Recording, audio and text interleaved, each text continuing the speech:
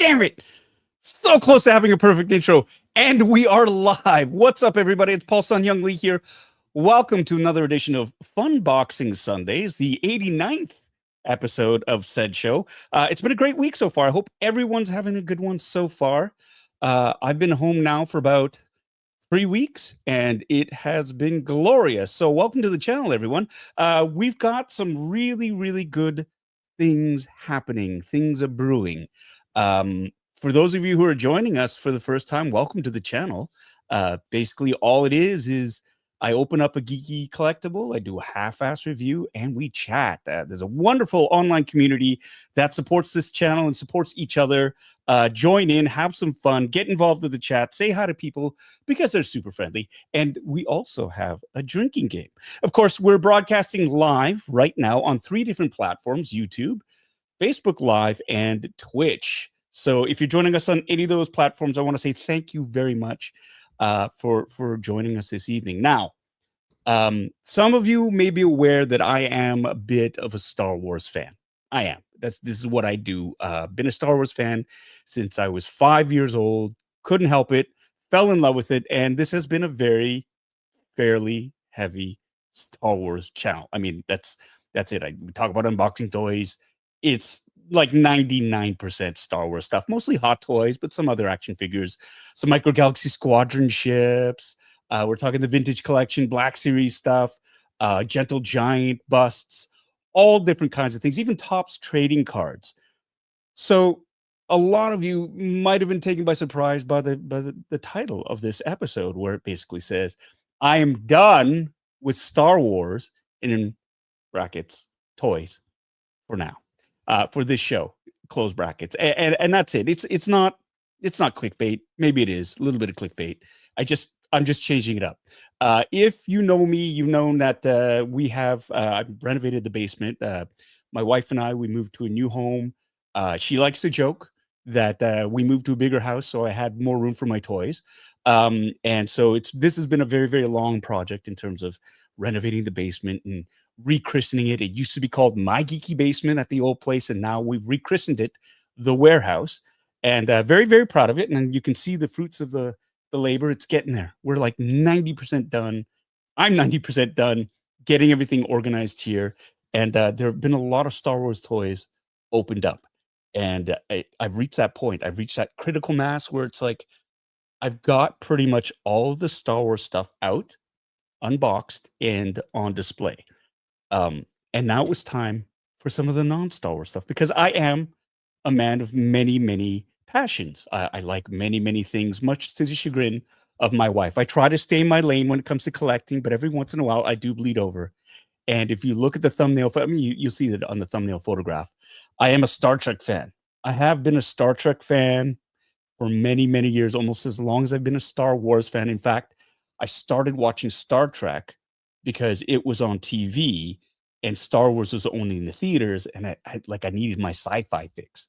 And so Star Trek filled that void, and absolutely loved it. So that's where this sort of came about. I do collect Star Trek stuff. So I have a plethora of 1/6 scale Star Trek figures that, I want to open them up.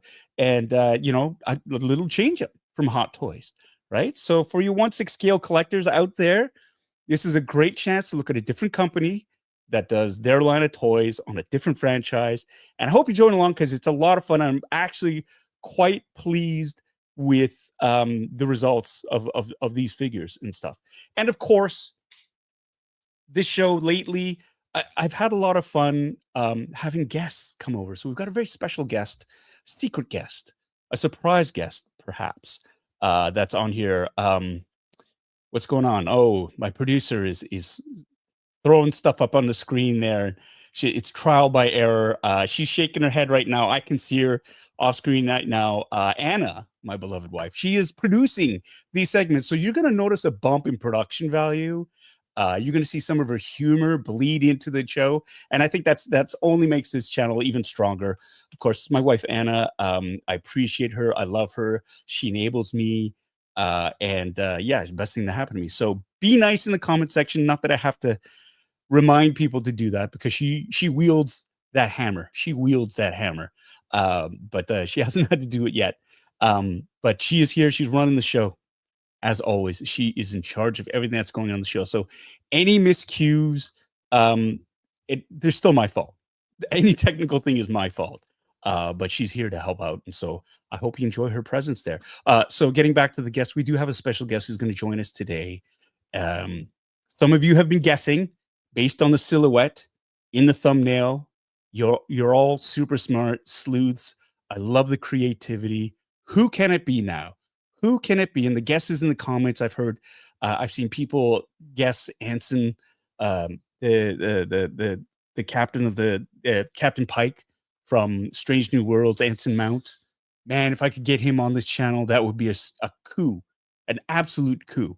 A lot of you are guessing other things. It's wonderful. I love the imagination. I just want to let you all know that silhouette that's on the thumbnail is not based on a real photograph. I do not have the photoshopping skills to actually take somebody's portrait and black it out. That is a stock generic silhouette when working on canvas, saying, I need a silhouette of a person so I could do that. I almost had a different silhouette, which we'll talk about later, but I'm going to talk about my guest right now and see if you probably figure out who it is based on this description. This guest has been on the channel before. They are a friend of the channel, a big vociferous rooter and supporter of this channel. They are an amazing fabricator, an absolute genius when it comes to designing things, 3D printing things as well. An immaculate cosplayer, someone who can't do things half-assed like I often do. He is the king of detail. There, I just genderized him. So it's a male now. And has a wicked sense of humor, who absolutely adores Star Wars himself, but is also a huge Aliens fan and into that franchise. Loves the DP. And by DP, I mean Deadpool, you filthy animals. That's right. Can you guess who it is? Can you guess? I see Adam Savage fits the bill. Not Colin Hollis. No, I'm not seeing that. I see it right there. Is it? I see somebody saying Steve 3. It's definitely Steve. I'd like to say that you're right. Unfortunately, it's my good friend from Australia, Webby. I'm just going to put him on screen right now. Oi! You're right. It was Steve 3. Yeah, I feel like there's such a big build-up for absolutely nothing in game. But thank you very much. That is awesome. No, it's always great to have you on the channel. What are you talking about? It's great to be here. It's great to be here. And thanks for inviting me in on the Star Trek day. Yeah, I know, because you're a huge Star Trek fan. Is that another reason why I'm the special guest? Because they found out it was Star Trek? And I'm a lover of everything? No, it's because Ryan Dole 31 from Instagram wouldn't come. So there you go. Yeah. How about that? He's too busy packing, I'm sure. He's too busy packing. That's right. You are going to Japan in a couple of days, aren't you? Correct. Yeah, there's a whole slew of us going. That's right. There's a mass exodus out to Asia to get me toys. Pretty much, yeah. Yes. You've got backup 1, backup 2, backup 3, and backup 4 right now. That's it. You got to cover your bases. Yeah. Got to make sure I get those exclusives, Steve. I'm counting on you. Yeah. Well, we're going to do what we can do, which is our best. That's fantastic. All right. Well, welcome to the channel. Thanks so much for jumping on board. Steve is everything I said about Steve beforehand is absolutely correct. You were just at WonderCon. Yes. Absolutely slaying it with your cosplay out there. The one I think the showstopper was your Burt Reynolds, the Trans Am car. Yeah, the most ridiculous one of all. It was so much fun, Paul. We had so much fun. I didn't stop smiling from the minute it got into the con to the minute we left, and then until we got out of costume, basically. Right. It was great. Right. First 5 minutes of being in there, we got stopped by the police. And, they loved it and they wanted to give us a ticket. So that's amazing. That was the first thing we had. All right. Yeah. No. And that just to have you watching your build, you construct that car door. You 3D. You had to render and you designed and you 3D printed the mirror, the side mirror, to be accurate to a Trans Am. Yeah. Pontiac Trans Am, and you constructed the main body of that door was. It was the leftovers of my ghost box, the HasLab ghost box. Because what do you do with all that cardboard but make something, right? So you didn't save the box like you No. said you were going to. Well, we've discussed this at length. What do we do with the boxes? Yeah. The artwork is great. It Beautiful. looks awesome. You feel like you're destroying something. Yeah. But what I did do was I actually cut one of the flaps off with the original sketch art on it, and I've saved that. I've hidden it behind my door, so no one knows I actually saved the box. But the rest of it went to good use, man. Good quality cardboard. Perfect. And if you're going to repurpose it, what better use than that, right? Absolutely. Fantastic. Now, where did you get the idea for that? Because I've never seen anybody do that. I have that perfectly sort of rendered light cardboard door. I mean, so iconic. The Burt Reynolds character from Smokey and the Bandit, and I've never seen a cosplayer do that. Well, funny enough, it was due to a good friend of ours, Brandon. So, BC DeLorean and other cars, movie cars too. We did a photo shoot. This is when we all first started to get to know each other. Okay. We did a photo shoot, and the first time I really got to know Brandon was by going out to his place to do a photo shoot with the Ghostbusters with the EXO-1. But I knew he had Burt Reynolds' 77 Trans Am that he bought in an auction. It was actually signed by Burt Reynolds. So I wanted to do it so bad. It's one of my favorite movies. It's one of my all-time favorite movies. So I did the Burt Reynolds cosplay so I could get in the car and drive it and get some photos done with Instadave, who does some of the amazing photos that we've seen in the past. Right. So whenever you say you're going to do Smokey and the Bandit, you can't just walk around in blue jeans and a red shirt because it's not really going to work. Without the car, how do you do Bandit? And that's when I thought, I'll build a door. Because all I have to do is that classic pose of him looking through the window, and the rest of it is history. I just spent a couple of weeks putting it together, spray painting the door, putting the gold pinstripes in there, 3D print the mirror, the handle, even the little pull lock on the end of the door there. Wow. And the key. So that's you can't be Burt without the car. And then Ali jumped in as my frog, Sally Field. Perfect. It was great. Well, that's great when the couples cosplay together, I think, which is fantastic. And of course, Ali's no slouch when it comes to cosplaying herself. Right. So absolutely. Yeah. Knocked it out of the park. It was great. 70s hairstyles. And yeah, it was just a ton of fun. Like, I don't think we had the speaker strapped into the door. So I was playing Jerry Reed all the way through, and it was just even better. It was just great. And in the mirror, I put a backwards image of Sheriff Buford D. Justice and his son holding his hat on. So it looks, they're in the mirror. It was just nice. It was the best thing. It was the attention to detail. That's what gets you. All right. So you're on the channel. You know what? Let's get moving because everybody who's on this channel, who's watching right now, I think the majority of you, because I'm peeking at the chats, I see a lot of familiar faces. You know the drill. We are here. We're going to unbox some geeky collectibles. No Star Wars stuff today, funny enough. But we've got some really cool toys that we're going to be opening up. But first and foremost, we're going to do the roll call for everybody. Thank you so much. I'm going to keep it to under 5 minutes. I'm going to try that. I've got the stopwatch. I'm going to go. I've got a countdown here. How many? Let's go. Let's try for 5. We're going to try for 5. Okay. 3, 2, 1. Here we go. All right. First off, we're going to say hello to Bitter Troll. Welcome to the warehouse. Hey, good to see you. You commented here yesterday. Here we go. Carrie Fanty's in the warehouse as well. Matthew Sinclair. Hello. Hip Optimus Prime is here. Hello, Nigel. How you doing? Ryan Byrne is joining us. No Star Wars, me no watch. Trust me, you'll be fine. You'll love it. Toy Geekosaurus is here in the basement as well as Bad Wolf Media. We've got the Global Health Science Institute from Southern New Mexico in the warehouse as well as my good friend Yannick Frev. We've got A Bear here. Sean P., my brother from another mother, is here as well. All the way from Los Angeles, California. Captain Wrecked is here saying hello back. Dario 108 is here. Hello, is the silhouette an actual guest or just a placeholder? It is a placeholder. Gigglebook, how you doing? Thanks for joining us. That's a new name. We're going to keep moving down here. Tommy K is here in the warehouse. Everyone, 3, 2, 1. Shut up, Tommy. Right on. My good friend, Pat's Fan for Life 69, not Pants Fan for Life, but Pat's Fan for Life 69 is here. Welcome back to the channel, my friend. I got your name right this time. Huzzah! we're going to keep moving on down the list here. There's some great conversation happening. We've got Rhino Hobbies dropping in as well. We have Matthew Sinclair. I said Alicia McKenney. Hello, Alicia. Good to see your name up on the boards. Again, welcome back to the warehouse. Monstar 0305. Justin, how you doing, my friend? Good to see you here. We've got Steve Nara here as well, a mystery guest we've just unveiled. John DeLong is joining us as well. Tommy K is here. I thought you were double dipping, but you're not. But he's saying hi. He's just conversing with everybody else there. All right, we're going to keep on moving down the list. We've got Benny Gergeson. Welcome back to the show, my friend.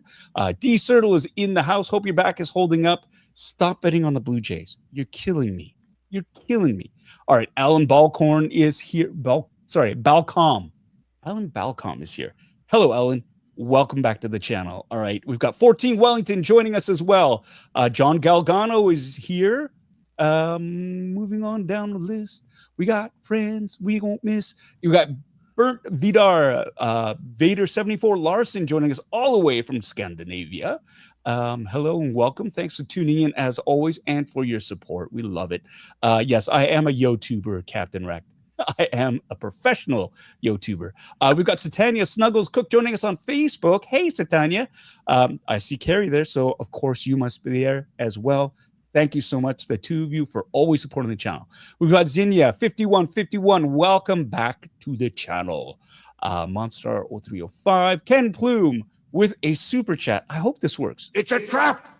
Did everybody hear that? I've been having sound issues, and so I'm trying something different. So hopefully it registered because the sound isn't working. But we got a $2 super chat from my friend Ken Plume saying, swinging by before the third hour of hellos. Yeah, I've got a minute 48 seconds left. So haha to you. I would like to see the baby. Absolutely. All right, we're going to move on down the list here. Richard Perez is saying hi to everybody. Hello, Richard Perez. Christopher Duncan is double dipping. Charles, good to see you doing that. Thank you so much for your support. Winger Lose is here. Hello, Winger Lose. Sean P with a $5 super chat. I would like to see the baby. Thanks so much, Sean. Can this go towards poutine/beer fund at the Scotiabank Arena? Hey, the Leafs make the playoffs and they go past the second round. Absolutely, we will try to see a playoff game. All right, thanks so much for your support, buddy. We're gonna keep moving down. Great. We've got Jeff Crickhan joining us from Facebook Live. Good to see you. Thank you for joining us. LQ is here. Super secret. Well, not so much anymore, but it's fun. We've got Captain Wreck, who is a member for 42 months. Speaking of 1/6, thanks again for the advice. Reference on my Obi-Wan Kenobi Vader neck problem. You're the best. We'll talk about that a little bit later. I'm glad you figured something out there that works for you. All right, we've got Valerie Ogden in the house as well. Hello, Valerie. Thanks and welcome back. Thanks for saying hi. I've got Jonathan Chong, who is joining us as well. Charles Stevens is here. Yes, there's a lot of Star Trek ships to collect. Yes, there are, and that's another thing. That's another slippery stuff for me as well. We've got Mary Sheridan from Facebook Live joining us. Eric Wood from Facebook Live joining us as well. Dario 108. Yes, we said that. Richard Perez. Hello again. Mary Sheridan. Pedro. Oh, I wish. We're going. And then Anna's commenting under Bitter Asian Dude or me. And we are. Okay. That's 5 minutes. Alexander Eagleson with a $2 super chat. I would like to see the baby. Hi, Paul. Hi, Anna. Hi, Bitter Brigade fans. Hello to you, Alan. Thanks so much for dropping by. And thanks for the $2 super chat. I appreciate it. I think I'm almost done. I think I see a lot of conversation. Oh, Big Dog Pound 1 is here. Hello, Big Dog Pound 1. Dan Veloso is here as well. Hey, Dan. Huzzah. Tom Harris is here. Hello, Tom. Welcome to the basement. Old Married Gamer. Hey, hello to you as well. Arthur's is here. Hello, Arthur. Scott Berry is in the house. Andrew Allen, welcome to the warehouse. And you said hello there, and I hope you can hear this. I can hear it, but sometimes people can't. So hopefully that worked. Time Traveling Nomad is here. Thanks so much for joining us. We have Blaufman here as well. Hello, Blaufman. Yeah, Scott Berry saying hello to Pat's fan, not Pants fan, Pat's fan. My sister is here. Hey, mom almost didn't recognize me. Didn't recognize me. All right, my sister Angela. Andrew Allen is here as well. Big Dog Pound 1, we said hello to already. Valerie, Scott, Captain Wrecked. Yes, everybody's chatting. Raymond Tentis. Hello, Raymond. Welcome back to the warehouse. And oh, shoot, I thought we were caught up. It stopped moving, but it's just a glitch. Steve Nara, Tom Harris. Yeah, you're just all chatting. And that's it. We're done, because the last chat I have on here is Justin saying, what's the time to Steve? Yeah. All right. Yeah. It's way past is what the time is. Yeah, but it's less than 3 hours. True, but take a drink. It went over 5. I'll get it. All right, one day I will. Speaking of drinks, we also have a drinking game on this channel. So if you want to partake, please do. Now, remember, it doesn't have to be alcohol. It can be anything that floats your boat. It can be water, juice, pop, coffee, tea, blue milk, anything. It does not have to be alcohol. But drink responsibly if you are. It's just a way to celebrate the day. So you'll notice that during the course of this live stream, certain things will happen. And when they happen, you take a drink. For example, if I use profanity, I try to keep it clean, but every once in a while, a swear word pops out. You hear me swear, you take a drink. If I tell Tommy or anybody really to shut up, it's all done with love. It's a joke. You take a drink. If I use the phrase, for those of you who don't know, or nothing can be easy, and I say those an awful lot, take a drink. If I mention instructions, and oh boy, we're going to be talking about that today, you take a drink. If I talk about a collectible retaining, gaining, or losing its value, you take a drink. If I have technical difficulties with sound, camera, or lighting, or overlays, or whatever, take a drink. Now, if I find a dent in a box and I say it's fine, but we all know it's not fine, take a drink. If I drop a screw, tiny battery, or anything really in the course of putting together one of these collectibles, you take a drink. And if I gaslight or get gaslit by somebody, Steve, take a drink. Or if I get stymied by tape, which is, for whatever reason, defeats me all the time, you take a drink. And the big one is, you take a drink. And the big one is, if I got to take a bio break because I am drinking and I am getting up there in age, you finish your drink and you get yourself another one. So those are the drinking game rules. Have fun with it, and feel free to chime in the chats when we do that. And I see a few other people have joined us on. Mike Wan is here. Hey, Mike, welcome back to the warehouse. And we also have Dean McGinnis saying hello to everybody, and Zombie Hunter 115. All right. Steve, don't forget to hit the like. Don't forget to hit the like or the dislike, because apparently YouTube doesn't care. They don't. It's as long as it's what is it called? Engagement. If you're engaging in the channel, there you go. And we've got my dear friend Andrew Theriault late to the game, but let's go. Good to see Andrew, and I hope that means Peter's watching with you as well. All right, let's get going. We've got no Star Wars here today. We've got lots of Star Wars in the background, but today is a Star Trek focused show. Yeah, and it is, it's one of those things where, yes, 90% of my collection, 90% of my collection is Star Wars. Steve, like you, you're heavy on the Star Wars, but you do collect other toys, right? I'm trying to stay in the wheelhouse. I'm trying to stay in the wheelhouse, but I'm a big fan of the alien stuff. I'm a big fan of old stuff. So I like horror movies too. So I remember horror used to be a big thing for you too as well, and it probably still is. Yep. But any of the horror movies, The Evil Dead, etc. Deadpool is my Marvel favorite, so I'm always collecting that. Another one that I've been getting into lately has been The Black Hole. I love finding anything to do with Disney's The Black Hole. Yeah. Terrible but awesome movie. But Star Trek, I've never collected Star Trek. I've watched it and I enjoy it, but I've never purchased. Okay. Well, that's another slippery slope too, because Star Trek toys have been around almost as long as Star Wars toys. Maybe not as prolific, and it's, again, the toys kind of go as the movies go. So like any sort of franchise, like, do you remember?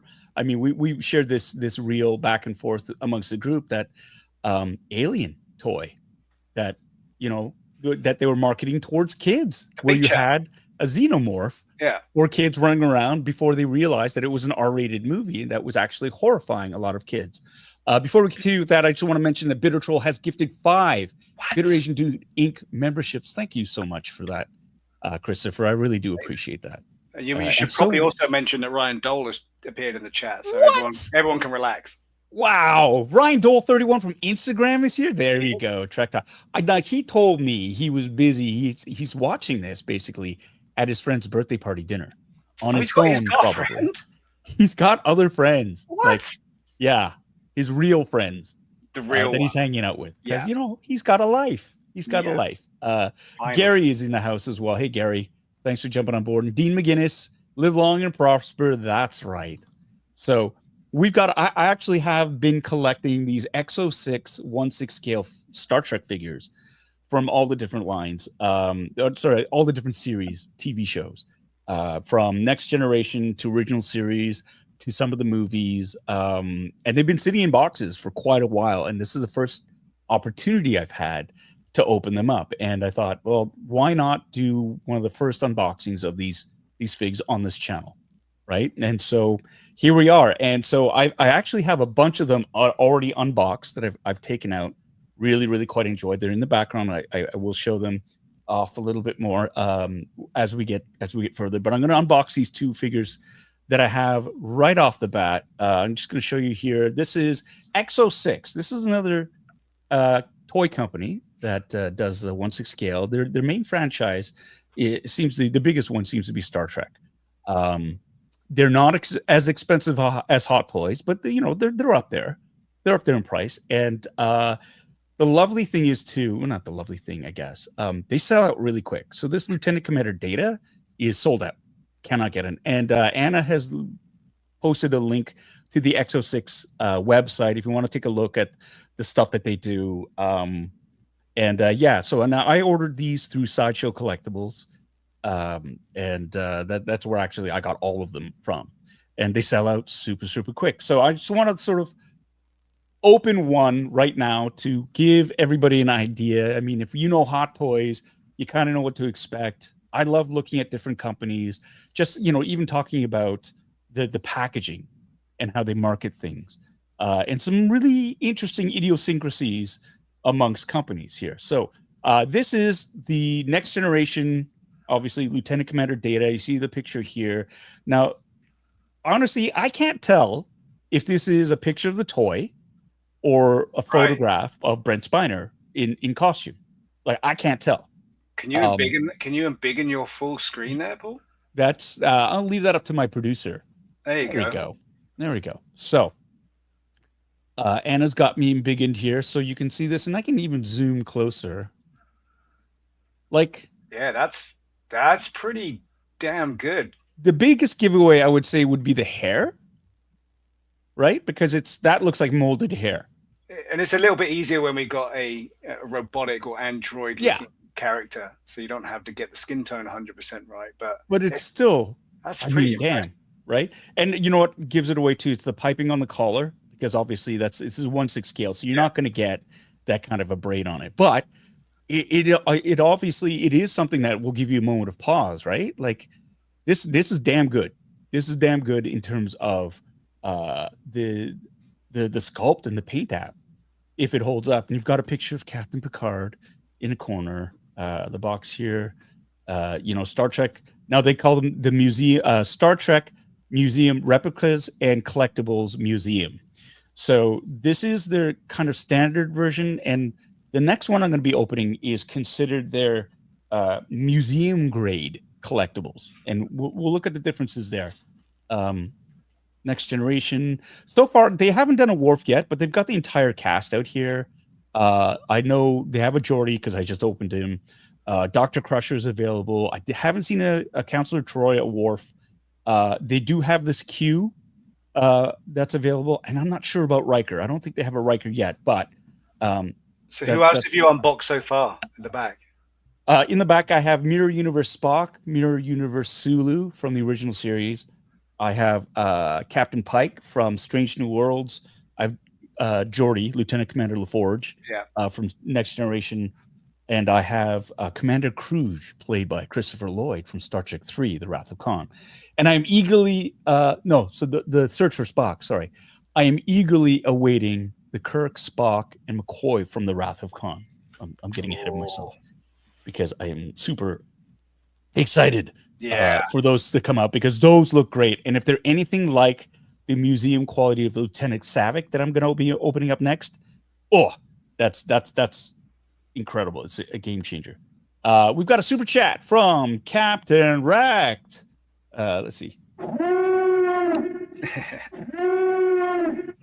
I saw Hot Toy Sideshow doing 160L Locutus of Borg 2. I might just have to get that one. That data looks amazing. I hope they do a Picard Season 3 version too. Yeah, I think that Sideshow, Hot Toy Sideshow, that would be interesting. I don't know who has the license for it anymore, because I thought it was exclusively EXO-6. So if they're doing a Locutus of Borg, I'm not sure. Borg would be a great one, though. The Borg would be a great one to see.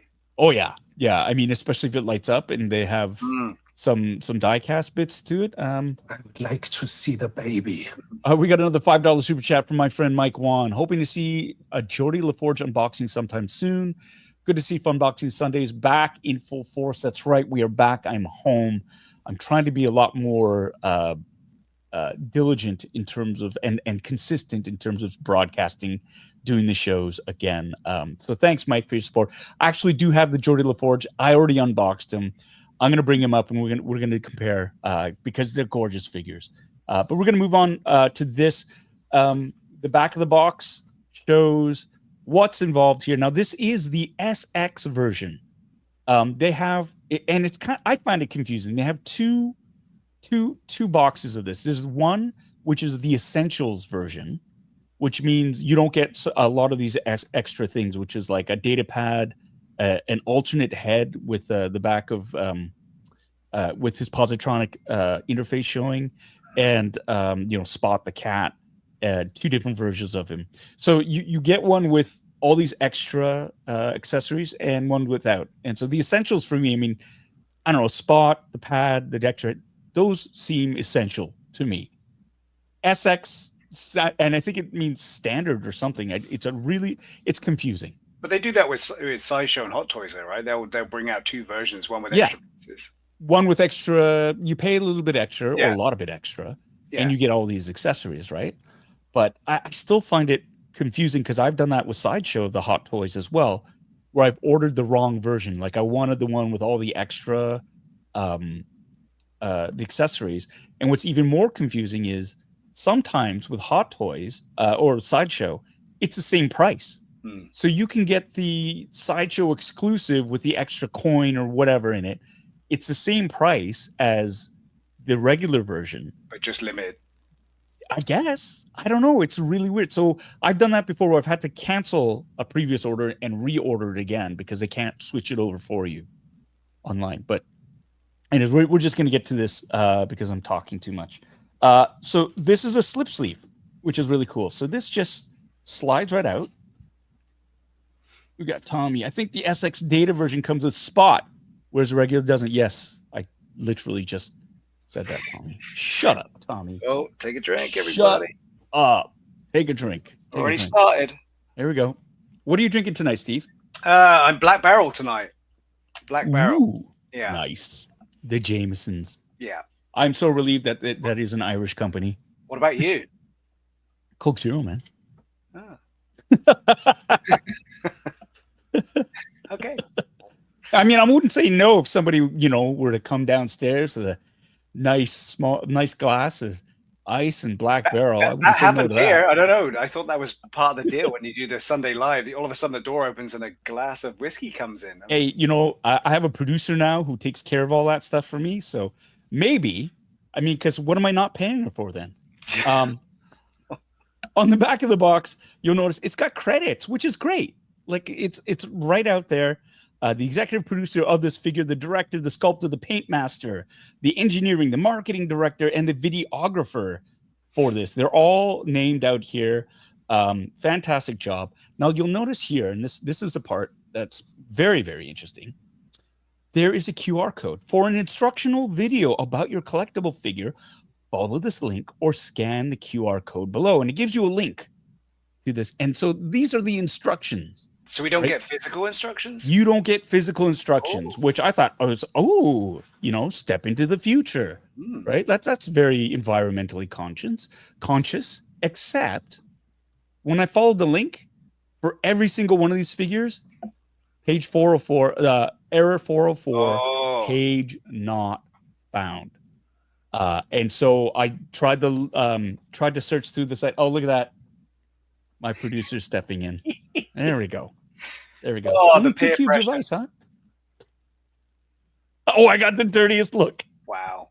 Wow. Thank you. I love you. So here, the QR codes. So I searched for the regular sites. There's no instructions. There's no tab for instructions. That's it. They have a description of the figure, the accessories, if you can order it or not. A lot of them are sold out, but that's it. So no instructions, which kind of bothered me. Now, luckily, I mean, you can figure stuff out, but there's some little rinky. Wow. Oh, I like this. Oh, wow. Like Nothing can be easy. Take a drink, everyone. Holy smokes. Wow. Instant comeback. That's pretty incredible. Oh, that's yummy. That is yummy. I'm going to take another sip of that. Let's justify it. Fuck, that was good. Here we go. Take a drink, Steve. I swore. Okay, another one. All right. So yeah, I was a bit like, oh, that's weird, because I wanted to know certain accessories, and we'll get into this too. They're magnetized, which is awesome. Oh, so shoot. That's it's not about good. What's that? That's not good. Have you got your glasses ready, or? Oh no, it's fine. Okay. Well, we'll see. Okay. Oh, I get it. Raging Mando, it may not work for you because you are in Star Wars. LOL. Perhaps. Do you think it's a domain, like a website domain issue? Would it be in a different country that it happens, but not in Canada or something? I don't see why that would happen, because when I go to the regular EXO-6 site, I mean, again, there's just no instructions, which isn't a huge deal, but it's a bit annoying. Because Mike Yarn's on board. He knows about magnets. We all know about magnets. All right, I'm going to open this up now. Make it so. Make it so. Engage. Go learn this little trick. So have you been trying to do this since you opened the other ones and it's just never worked? Or is it this particular one? Shit on a stick. I ripped the fucking box. Oh. God damn it. Everyone open a new bottle. It's fine. It's fine. I'm not going to sell this again. It's fine. But it's such a nice box though, right? Shut up, Steve. There, some ASMR for all you. Oh. So, you got a clamshell right here. The fig's in here. What I noticed is some of the other clamps. See, look at here on the other underside. There's another clamshell, and here is where they're stored all of the other accessories. Let's get that embiggened again, right? Producer. So we can get there. You go. There we go. So the Geordie LaForge, for example, was just whoa, what's going on? I don't know what she's doing. There you go. She's drunk. The Geordie LaForge Essentials version has the same tray, except all of it was empty, right? So they obviously their standard clamshell cases that they're using, but whether they could populate them with accessories or not depends on what you're buying. So here we go. How does it smell? I can't smell anything. Oh, clean. It's interesting. Clean smell. Clean. It's probably a good thing. Data out. You've got his phaser, right? So like in here again, there's a magnet right there. So that will clip onto, see how that just sort of clips on. I don't know if you can see that. See? Yeah. So just doop. That's kind of cool. It is really cool. Same thing with the holster for the tricorder, right? That just goes bloop, oh, right like that. Yeah, that's great. It's so much better than clipping things on or having something permanently on there, right? It just it's cleaner too because they don't have any belts. yeah. Right, Star Wars figures that have belts or things that you can sort of hang them off, or they have the holsters already attached, and you just have to attach them. Oh my god! Now, is it like a metal skeleton in there, or is there just another magnet on the other side? Is it all plastic? Is there what are the magnets? Oh no, this is all plastic. It's all plastic. Everything's plastic. So, here's another thing too. You've got this is the base. And the cool thing about it is they're all hexagonal, and they've got the transporter pad sort of feature on it. But another cool thing is every one of these figures has come with one of these, right? And you can actually replace the pad this pad with this, and all these stands have these little. Oh, they interlink. You can interlock them. Oh, so it makes a gigantic circle, right, for display. So there's something really, really neat about that. Like, and every single one of the figs that has the same hexagonal base on it, which is awesome. Matthew Sinclair writes they should release a Worf figure and an Alexander figure as a package set, but they put magnets inside the figures that prevent them from getting close. LOL. All right, some Trek-based humor there. If you know, you know. Alexander, of course, is Worf's son, and they had a whole episode arc about Worf becoming a reluctant father. And here we go. Wow, those death bags came off pretty quick and easy. Those ones, but then the hands are like they taped. They're freaking totally taped. Oh. And so here's the thing. Fuck. Now I have to pull up the sleeve to get to, because I can't. God damn it. Right. So the tape is way up here. Some sadist designed it. So, and I don't want to scratch the. So what I end up doing is. Your name would have been on the order, so they know where it's going. Yeah, they know. They do, because nothing can be easy. So I got to just put a little nip in the tape, and then I can undo it and pull it free. Same with here. Where's the fold? It's right there. So little, without cutting myself or scratching the fig or cutting the costume.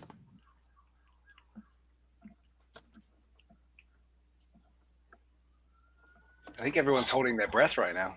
Fucking tape. You were pretty professional with that first one. Yeah, I know. This one is, I missed the.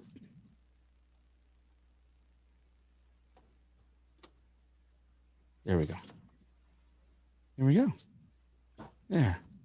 Well, that was way harder than it needed to be. Yeah, to Mike Young's point, it is like watching someone defuse a bomb right now.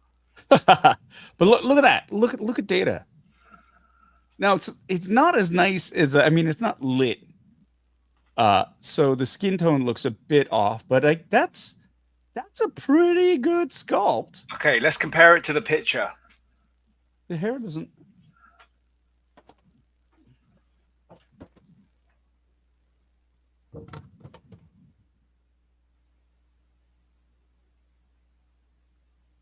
See, you can't. That's the thing. It's one of the other. I mean, obviously the color temperature is different from the light. It's pretty damn good. It looks. This is great. Is what I'm saying. This is still great, right? And the costume, the material for the costume is great. What I like too is the flexibility of the shoulders. You can't do this with Hot Toys, but you can move the shoulders forward to have them all hunched over, or to have them place their hands behind their backs, like in a, when you hold your hands behind your back and when you're at an at ease position. And so it looks it's very, very cool to be able to do that. So I do like the range of motion and the articulation of these figures. Pull the hand off and you don't need to cut the tape. You know what, Tommy? Why don't you take that comment, that helpful comment of yours, and stick it with it? Yes, that's of course. But then people wouldn't enjoy me fussing over stuff. You jackass. All right. Thanks. No, that's a good point. That's a good point. The only problem is I find that they're very stiff, like to get the hands off, because if you look at with Hot Toys as well, with the actual, these ones are actually bigger. The holes where the pegs go in to replace the hands, on the other figures, they're really small. So to get it in and secure is very, you got to put a lot of pressure on it. And I'm always afraid of pulling out the little ball socket joint because they don't give you any extra ones. For Hot Toys, you'll often get extra little the plugs where the wrists. See that little ball joint there? You get extra ones of these for Hot Toys, but you don't get any extra ones with the EXO-6 that I've been able to find. So there's that. See, so you get extra hands, and I'm gonna go get the accessories tray.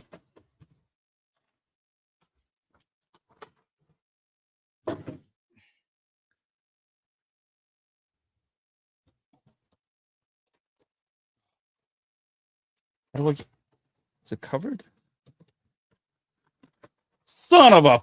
Okay, yeah, it just comes out like that. And there is a little L-Cars.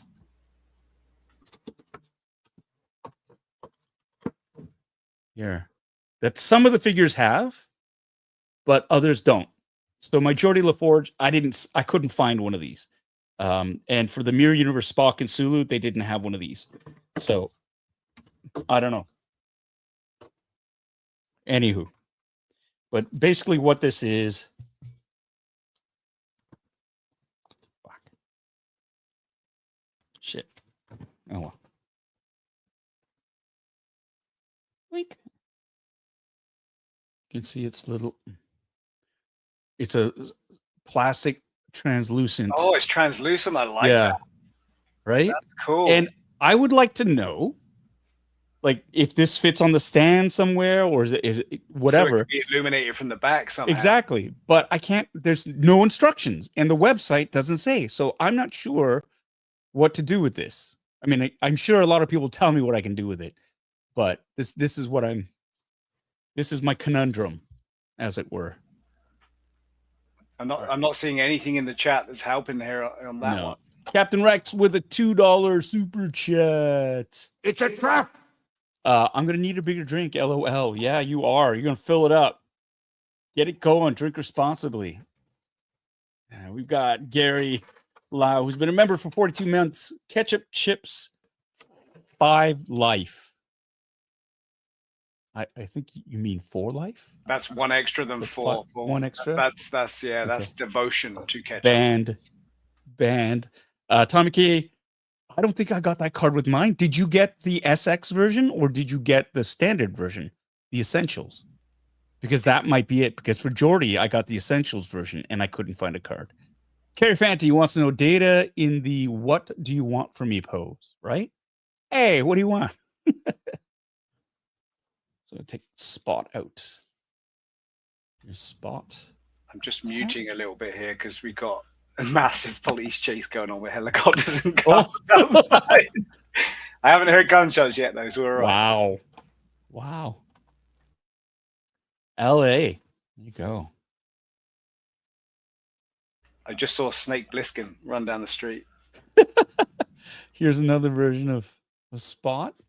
Now he's got his paws dangling, so you can actually have him up on something, like and just sort of dangling, like off, sitting like that.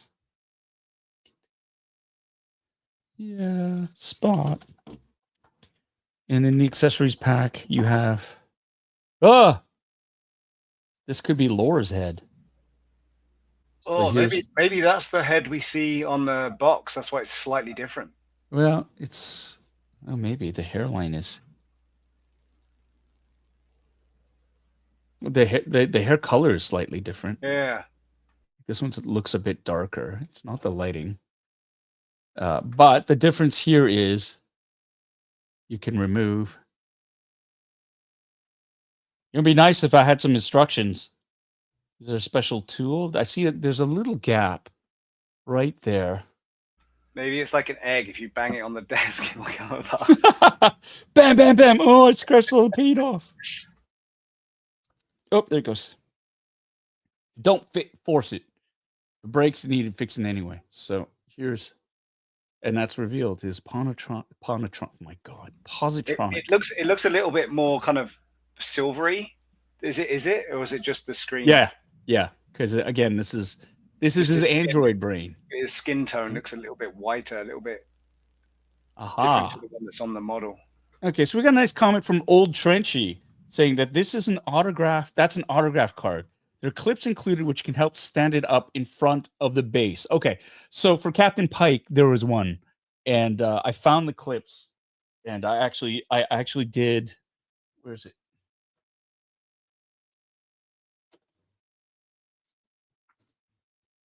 Like there's an accessory like this, and there's a clear thing that you can clip to the front. And I actually did that, but again, I wasn't 100% sure.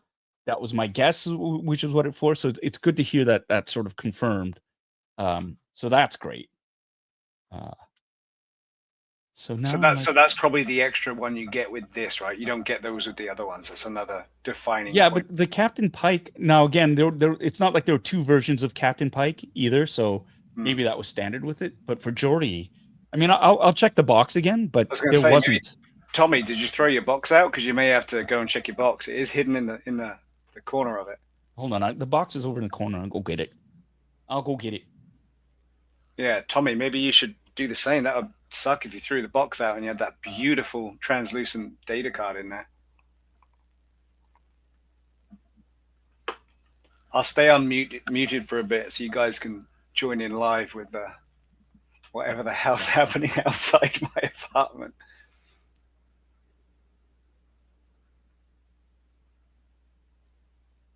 Oh, it's standard for all the figures. Okay, so in that case, there is a possibility that you guys may have missed it then.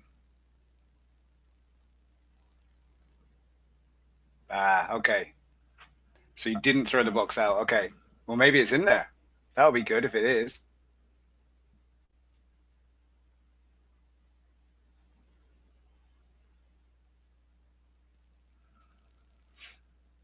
It's a shame the stand doesn't illuminate. I think if the stand was to illuminate, it would all work as one. That would be great. And then if you link them all together, that would look so good.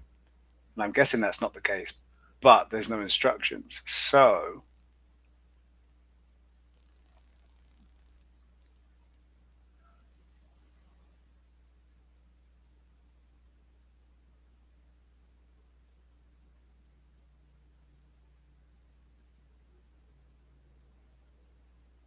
I should have checked YouTube then. All right. Well, they could have made it a little bit easier. What's that? Well, Old Tenchy, there's a comment from Old Tenchy. Oh, on the YouTube channel. That says, gotcha. Yeah, they tend to have their instructions on their YouTube channel. I didn't even know they had a YouTube channel, so that would have been nice. I mean, why put a QR code on the box, they're printed on the boxes, for them to say, go for the instructions, and then to have a dead link. At least have it saying, we have a YouTube channel. It's been moved over there. Do the bases light up at all, Paul, or is it just a? No, they don't. They're hollow on the bottom, and so that made me wonder, because these cards are translucent, and I thought, oh, that's perfect for lighting them up. But I have not been able to. You're gonna have to find it. You have to figure out how to do that on your own. So many boxes. Oh, here it is. There was one for Geordi. Well, there you go. There you go. But again, so this is the bottom of Geordi's box, and see, there's no extras, which is fine because I didn't order one of the accessories, but just to show you. All right. So I did. I found Geordi's, because I started looking for these afterwards, and could not find them for the other figures, and so Matthew Sinclair with the $5 super chat. I would like to see the baby. Thank you so much. Captain Pike fig should come with an apron and fully equipped kitchen, right? 100%. Love that he cooks. Love that the character cooks. All right, so here we go. And so here are the cards. You compare them, and one says Lieutenant Commander Geordie LaForge, and the other one is for, Lieutenant Commander Data. So that's a great idea. If these are autographed cards, you bring them, and if you're going to see Brent Spiner or LeVar Burton, get their signatures on there. Cynthia Lynn, what's up? Since we're checking today, if anyone is visiting upstate New York, be sure to visit the Star Trek set tours in Ticonderoga. Worked on new voyages with them. Cool sets. I've seen pictures of those sets, and they do look pretty awesome. Thanks. Nicholas Hernandez, the Eagle Moss Starships Collection shuttle packs all came with Starship schematic cards just like that. Lieutenant Commander Data card. Okay, so there looks like there's a bit of continuity there. Eagle Moss, though. Too bad they went bankrupt. That's too bad because but I think Master Replicas took over their license and is starting to reproduce and resell stocks. Okay, so here's the pad, the extra pad. Gina be collecting. I had the same issues. I was hoping the QR code went directly to instructions, and it didn't. Well, check out. Apparently, they have a YouTube channel. So now I'm going to be on a hunt for that. Gina be collecting, and that's a great. By the way, that's a great username. Love it. Old Tenchi. It gets even more confusing because there appear to be 2 YouTube channels for EXO-6. I think it was an issue of branding, and renaming. All right. Well, it figures. So here's a data pad for data. Yeah. Come on. There you go. Look at that. That's pretty sweet. Cool. That's pretty sweet. And then this, I found this really neat too. So they come with. So here's the tricorder. I'm going to big this. Come on. Zoom in. So here's the tricorder. And I thought, oh, it flips open. And it just sort of came apart. And I was like, oh, it's magnetic.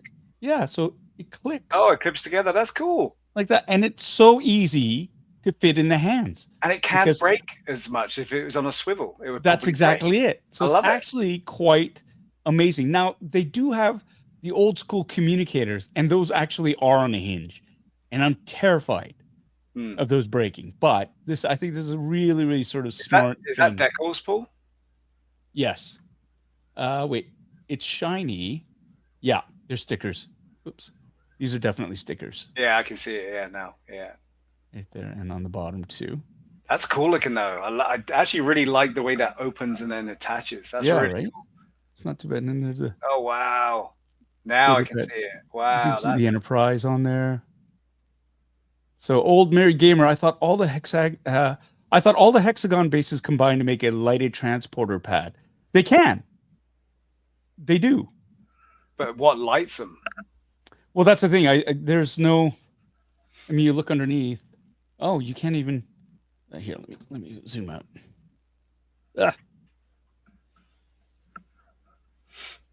So I thought it was translucent, but it's not. But I mean, I don't know. That's kind of unfortunate. They're certainly setting it up for that. Yeah, I mean these pieces here, you could make one big sort of circle. So, John Galgano, note you will not get autograph cards or figures when the actor has passed away. Oh, 4 figures. 4 figures. 4 figures. You won't get them 4 figures. Yeah, that just kind of makes sense. And would be in poor taste as well. But still, I mean, these don't necessarily have to be for autographs. I mean, these are just really cool placards as well that you could just sort of put. Like Hot Toys, they have on the base of their stands the character name, right? Yeah. So that's basically what these are. But yeah, I never even thought that, of getting the autograph. But I guess if you're putting them in the super fancy pants cabinets like yourself, they've got illumination in them anyway. So once you stand them up, you'll probably get it backlit from that illumination from the cabinet. Yeah, but I mean, it's still, there's something about having a lighted pad from underneath. Oh, I agree. Yeah, right? 100%. So that's cool. Charles Stevenson's. I see Sideshow's offering EXO-6. Yeah, the EXO-6 figures. I did. I totally ordered them through Sideshow. That's kind of my go-to for 1/6 scale figs, because I get a full disclosure. I get a 15% discount, so that helps sort of offset the import fees. Not anymore though with the tariffs. I got a couple of figures from Sideshow delivered today, and I got hit hard with import tax. For usually it's around $30. It was 60 for Wow, each really? figure. It's the most I've ever had to pay for import fees. So it's happening. Toy collectors of the world, man, it's happening, and it is not going to be pleasant. Yeah. So just, beware. Everything's pretty much doubled in price. That's brutal. Yeah, it sucks. This is great. So the phaser, it's right in there like that. Right. Tricorder can fit in there. Now, how do I want to pose data? Let's see. Or can we have it where he's holding Spot? There you go. Try and get some of those creases out, though. Yeah, those don't exist in real life. There you go. Ooh, he does. He can totally hold. Oh, fuck. All right, I'm gonna put the phaser down. That's the other thing about these magnetic things. They pop off really quick. Put them on last. Put them on last. You're right. I'm gonna swap hands. Let's see. I want him to be holding Spot because I love that. And with this hand, yeah, this hand will be better for that. So I'm gonna.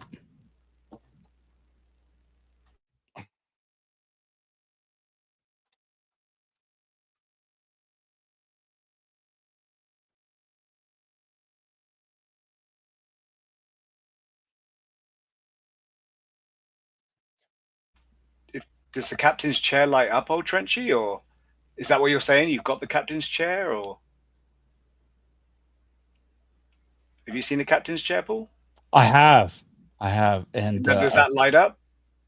No, I don't think so. Yeah. I don't think it does. Maybe it goes on here. Maybe it's better if it goes on. No, he's got to go on this so he faces out.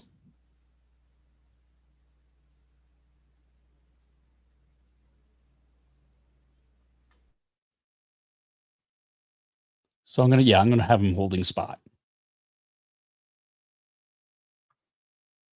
Or maybe is it this? No, that's the wrong hand.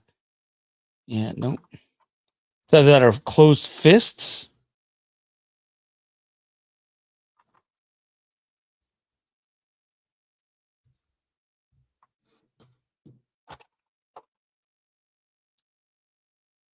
Tricorder closed. And in his case, bloop. Phaser, his case, bloop. Oh no, it should be reversed. There we go.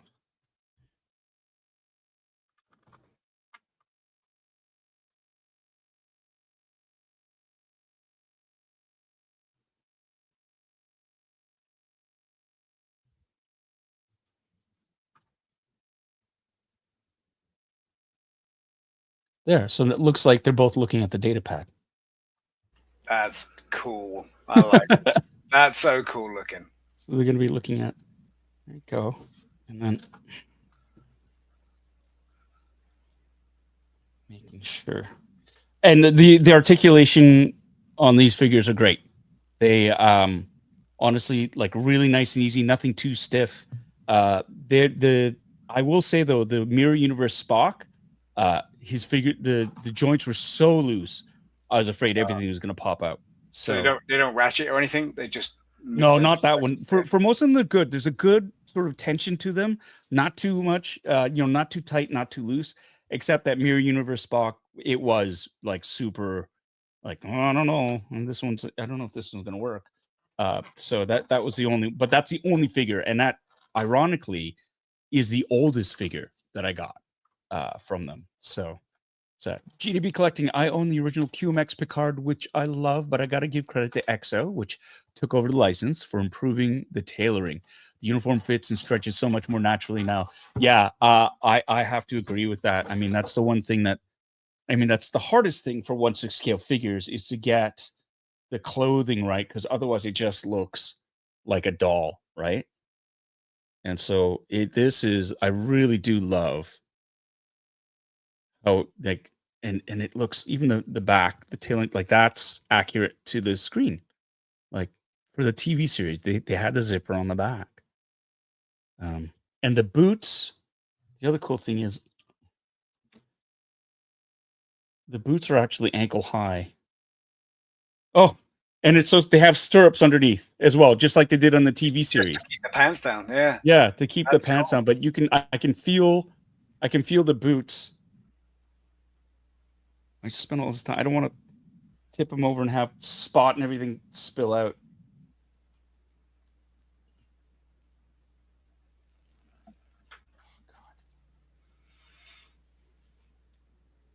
There we go. So I've unhooked it. And so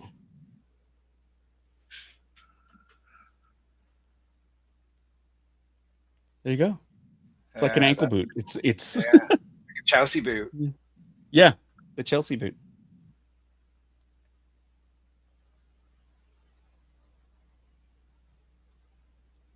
And that's pretty friggin' sweet.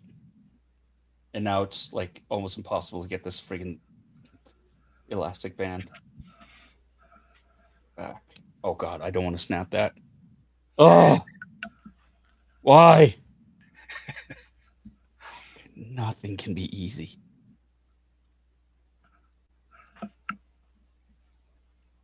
Oh, there we go. There we go. Son of a... There we go. All right. Okay. I'm never doing that again. You didn't drop a cat. You didn't drop the cat. I did not drop the cat. So which is great. I mean, that shows you, like, once they're in, they are in. I just want to get him to be posing naturally. Jonathan Chung writes, these have come a long way since the doll-looking Playmate ones. Yeah, LOL material on clothing thinner to match look. Yeah. I mean, again, these are so much better than the old Mego. Yeah, the Mego figs. The original ones. Oh my god, they just look terrible. Yeah, it's just a straight piece of cloth, basically. Those are it's just, you know. Did they use poppers or Velcro on? It was little poppers, wasn't it? Like snaps. Like little sewed on poppers too, which killed me. So yeah. So I'm gonna put the other spot. It's lying down spot. Where's the sitting spot? Oh, I can't remember. Oh, here it is. All right. If you drop Spot, will he land on his feet? Probably not. Probably not. Here we go. We're getting lessons from old Trenchy. The founder and CEO of EXO-6 was at QMX making those early figs. Who then took the team to go out on their own and focus on Trek. Well, I think that's great. When you have obviously fans who like love something, they're going to put their best foot forward on it. And if they just focus on that one franchise, then they don't.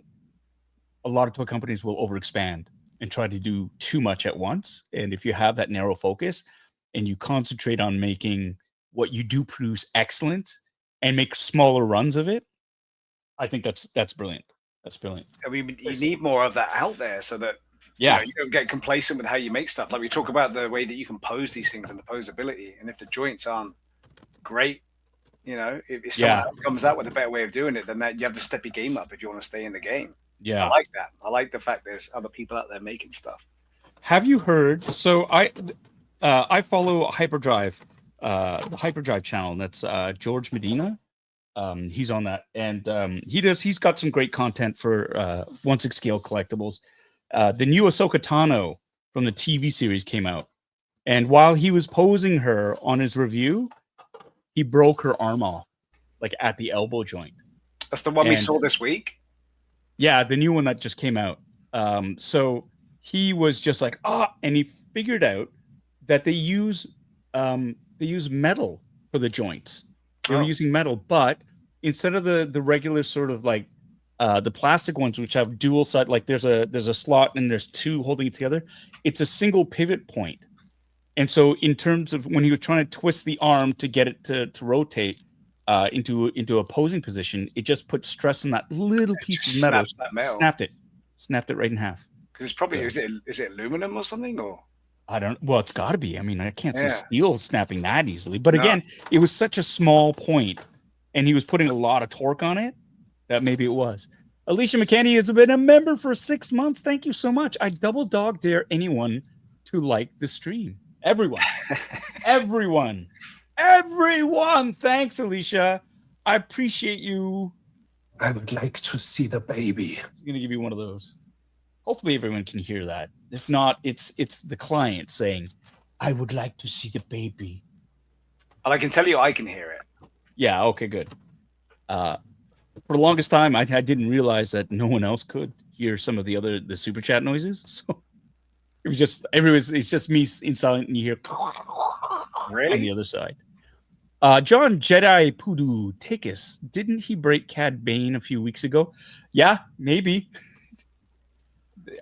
He's a serious, like, his poses for his figs though are insane. Like, they're really, really good. And so maybe he does. Maybe I missed that one.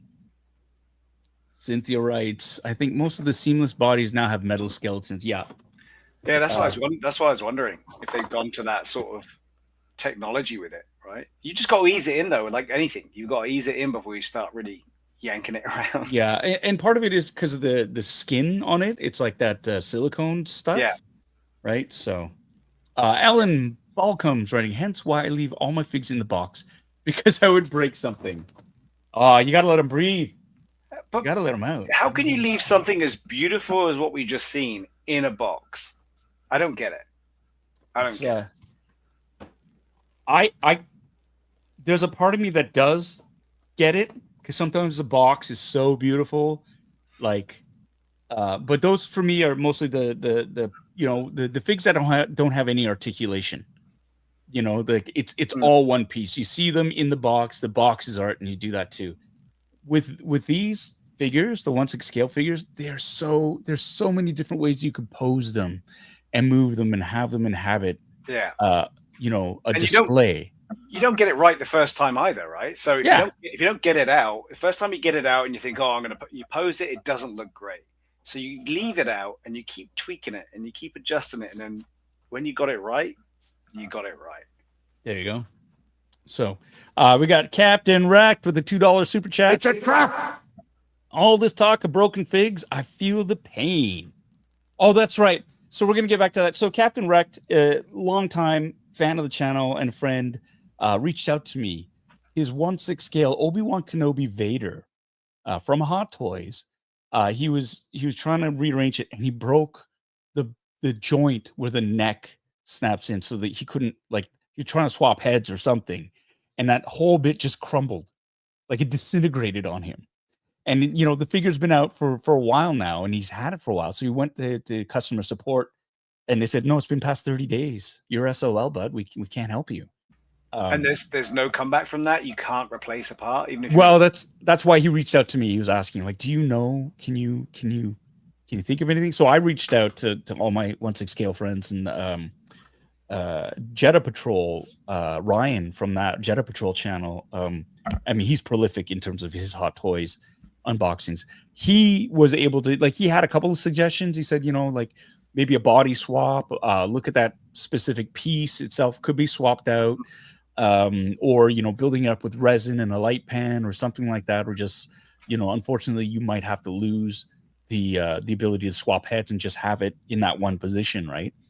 Now luckily Captain Rack was able to find a solution to it. That part is replaceable, so you can just get another piece and just sort of swap it out, so which is great. But these are expensive, right? Yeah. And so when they break, I feel that pain. So I'm really glad that you're able to figure that one out there, Captain Racked. And yeah, good luck on the repairs. Bitter Troll, you all saw Toy Story 2. If you don't take your toys out and play with them, they become evil. That's right. That's right. And if it's in the movie, it's got to be true. Luis Esquivia, hello, family at Bitter Asian Dude Inc., at Steve Nara, at Bitter Troll, at Cynthia Lynn, at Jonathan Chong, at Captain Rack, at Bad Wolf Media, and everyone. Hello back, Luis. Thank you. I think my wife was trying to put down the super chat, missed it, but that's cool.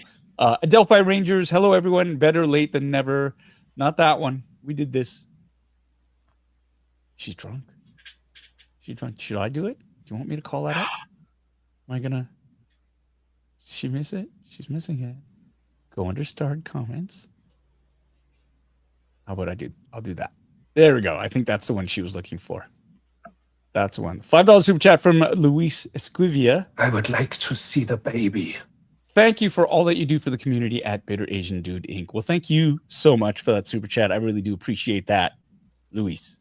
And thanks for hanging out, man. I hope you're having fun. I hope everybody's having fun here tonight. It's a non-Star Wars night for a change.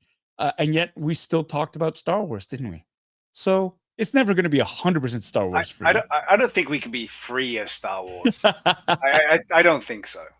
No, nor that I want to be. But I mean, it's good to have some diversity in terms of what you're doing. Yes, this is a Star Wars heavy show, but it's fun to sort of explore the other toy lines that are out there too. Cynthia Lynn says, I've used Instamorph to build new sockets before. Hobby Base also sells ball joints. There you go. Yeah, right. It's great. It's great that you can doctor them, do surgery on them, get them back to life again. Yeah. They're so expensive. I get it. And if they, goes outside of its warranty, I also get that. But the ability to be able to buy a new piece and go through the procedure of replacing it, that has to be there. Because what do you do if not? Oh, yeah. But I mean, again, there's some really smart people out there who either scavenge parts, have parts for resale, or will 3D print, or have molded parts. Like, again, Captain Wreck, I found out I can get a part to replace it, but I really think it shouldn't have crumbled like old plastic. Yeah, 100%. Absolutely. Yeah. That might be something that is hopefully not systemic in that line. Like if there is that, that one sort of like fault in it, yours is the first time I've ever heard of that happening. So hopefully it's just a one-off. I'm sorry you won that lottery there, but the Guito writes, the Ahsoka figure's arm bend only goes 70 degrees, not a full 90. So you have to be careful posing her arms. All right. That's good to know. But is that in the instructions? Because if it's not, how are you going to know? If you're used to posing? Usually it is in the instructions. Right. They'll say what the yes. They will, because they actually do have a range of motion in terms of how far certain joints will go in the instructions, so you know. Yeah. So read the instructions, people. That's why we follow instructions. Why? Because they warn us, they tell us what to do. Cheers. Cheers. I don't know. It always reminds me of the Goonies when they break the statue before the mom comes home. That's right. The statue David, and they super glue it upside down. Yeah, there's always a way to fix it. Just make sure you read the instructions. It is very, very important. If you can get to them, right? If you can get to them. Or if they exist. Figs. Steve, what do you have? Do you have something you want to unbox before I open this one? The next fig? I do. And I don't want to take away your abstaining from Star Wars, though, but I wanted to share because we've all shared, all the chat, all the Bitter Brigade, we've shared for years about our love of Micro Galaxy. And we've also shared our frustrations of the tie that had the Sabine rework done on it. So I have been pretty vocal in saying I like it, I don't need it, right? And by that it means I'm not going to pay $200 for it. I'm not even going to pay $100 for it. Well, at WonderCon, I saw one, and it was hanging up in one of the vendor stores, and it was $120, and I said, "Oh, okay, well, good luck. I like it, but I don't need it, and I'm not paying over $100 for it." So then he tapped me on the shoulder about 5 minutes later when I was chatting to some people, and he said, "I'll let you have it for less than 100." And you know what? After texting you guys for permission, I went out and I got one of these rarities that drove us crazy. So I've always said as well that if I get one, she's coming out. So you're gonna unbox it. So with your permission, Paul, I would gladly open this thing up. You go, Anna. Let's embiggen Steve and watch him open up this case. I'm gonna turn my little camera down because you don't want to look at my ugly mug while we do this. So hang on a second. Let me just don't embiggen me. Oh, you've done it already. Hang on. Come down here, and let's do this. There we go. All right. So everyone knows the story on this, right? So I also, Paul, you also said that there were people out there that were making fake ones, right? Yeah. Yeah. So Counterfeit ones are out. This could be another test for us all. I'm not a ripper. I'm not a ripper. I'm a surgeon. So I like to do this. You're going to save that case? What do you mean? Like the card back? Are you going to save the card back? Of course I am. You know I am. Of course I am. Why wouldn't I? The thing is, this isn't the same as the other ties, right? This is different. It's got a different paint app and a sticker. It's also a chase, right? So we got the chase sticker on there. This part of it here is smaller than the other ties as well. So yeah, the whole design of it is different. So yeah, of course I'm going to keep it. If you rip it, it looks ugly. So talk amongst yourselves. Criticize as you need. We're all friends here. Okay. There's going to be a slight rippage, I'm sure. Hang on. Ruined. And now, for those of you who smell paint, you can't. That's good. I can't. So, for those of you who don't know the full story, again, Steve, when they first started coming out, that's one of the first ships that I actually bought in store when I discovered Micro Galaxy Squadron, that lineup of toys. And so I had no idea what a chase or a rare was. And basically what it is they'll only produce a limited number of these ships. And a chase variant is 1 of 5,000, which makes it super rare. And then they have one called rare, which is 1 of 15,000 units. This was one of the very first chase edition ships that was released out in the market. And because of not distribution problems, because certain stores didn't put them out on display, Walmart, I'm looking at you, a lot of these ships never made it to the shelves, which made them even more rare. I was lucky enough, I picked it up at the local GameStop. I almost didn't pick it up because I was like, nah, I don't know. But I got it. So it's one of the first ships. So I luckily missed out on that frenzy. But people were selling these ships at its height at about $400-$500 a pop. Ridiculous. You know? Bearing in mind, it was $5 at Ross for a while. Well, I mean, that's what I was getting to. So then what happened was Ross, which is a retail, like a discount clearance store in the States, about a year ago or 6 months ago, they started flooding the shelves.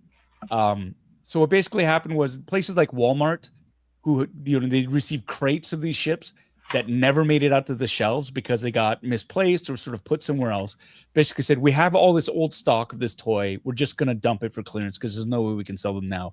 And they started littering the walls and the pegs of Ross stores all across America. And when people found out, it was a crazy run on these ships. And the cost of these ships, because they were only being sold for $5 at the discount store, plummeted online. Now it's sort of evened out because you had a bunch of scalpers who went out and bought, like, there were like 10 of these, so I got them all, and then tries to sell them at the same price, for like hundreds of dollars. But it's still stable. It's stabilized. But here we go. Yeah, let's turn her up the right way. So there's Sabine, and I think it's pretty much the same as the one we had in the Ghost, right? For the Ghost. Yeah, I mean, we should probably do a comparison. Let me see if I can grab mine. Hold on. It's pretty cool though. They still have the detail back there, even in Series 2. It's kind of cool. No breakage. We're all good. But this is pretty cool. I like this. I mean, I like it. I didn't need it. I like it. It's cool. It's a great paint job. It's different. It has all the same as the other ones. Everything should pop off. Oh, see that? Isn't that scary? Like, oh. Yeah, they're supposed to. Yeah, that's cool. Yeah, we're good. So everything's the way it should be. Everything opens up. There's no fresh smell of paint. Even the inside is a different color. Look. Yeah. It's all yellow. It's just so good. But yeah, I'm super pumped, super happy. And you know what, Paul? What? It's going to go on. I'm going to peel off my sticker. And Nice. I'm going to put it in the display. You can actually use your X-Acto knife to get underneath the sticker I because know. it's thicker, and I just know. gently peel it off. I didn't realize that. I don't know if you guys know, but these stickers aren't flimsy. They're nice foil stickers. Yeah, they're very robust. And so I got my Sabine out of the Ghost.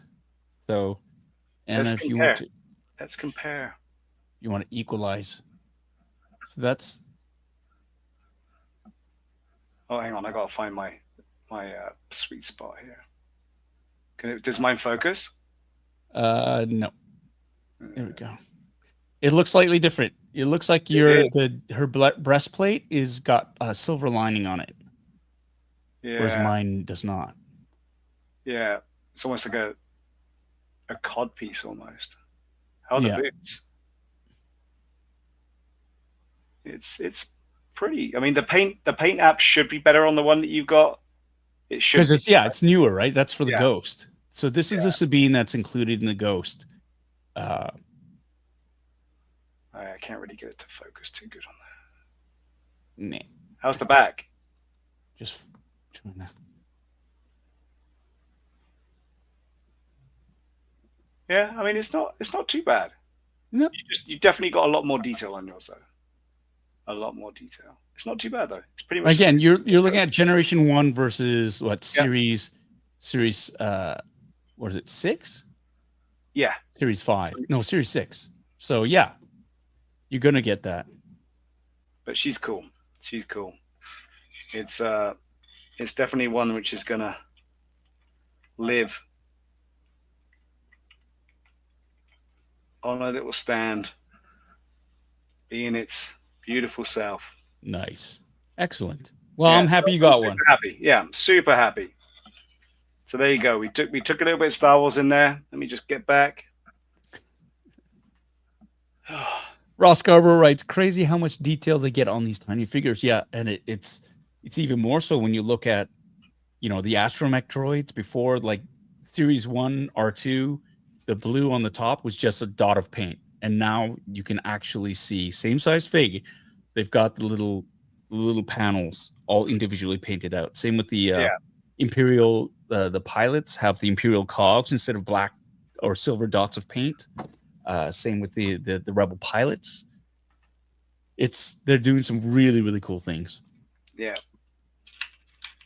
Charles Stevens writes, our local Walmart currently has 0 Micro Galaxy on the shelves. They discounted what they had and no longer have a spot on the shelf for them. Yeah. It's interesting. Target's got a bunch that are on clearance as well as they try to get rid of old stock. But they're still getting newer stock in too. I mean, I watch again George's channel, and he goes out on toy hunts on the regular, and he's gotten into Micro Galaxy Squadron stuff. So it's great because I can live vicariously through him to see, what's being released on the shelves down in Florida at least. So I saw the TIE Whisperer. Oh yeah. Kylo Ren's TIE Whisperer is out on the pegs. So at least that's in Target. Right. They've still got Ahsoka's ship in there as well. Yeah. But most of Target right now is the N1 Starfighter. Those are on clearance. Yeah. There were a lot of those he saw. Those are the peg warmers. But hopefully they'll be in Ross because then we can fleet build and that will be great. Yeah. Lancey Kirsty has written, time for Rey, Finn, Thrawn, Padme figure with ships. Yeah, I think the Naboo Starfighter, or no, sorry, the Naboo, like the actual counselor ship, the silver one, has been everybody's been sort of chomping at the bit for that one. Oh, that would be great. There you go. It's not August 3rd, 4th yet.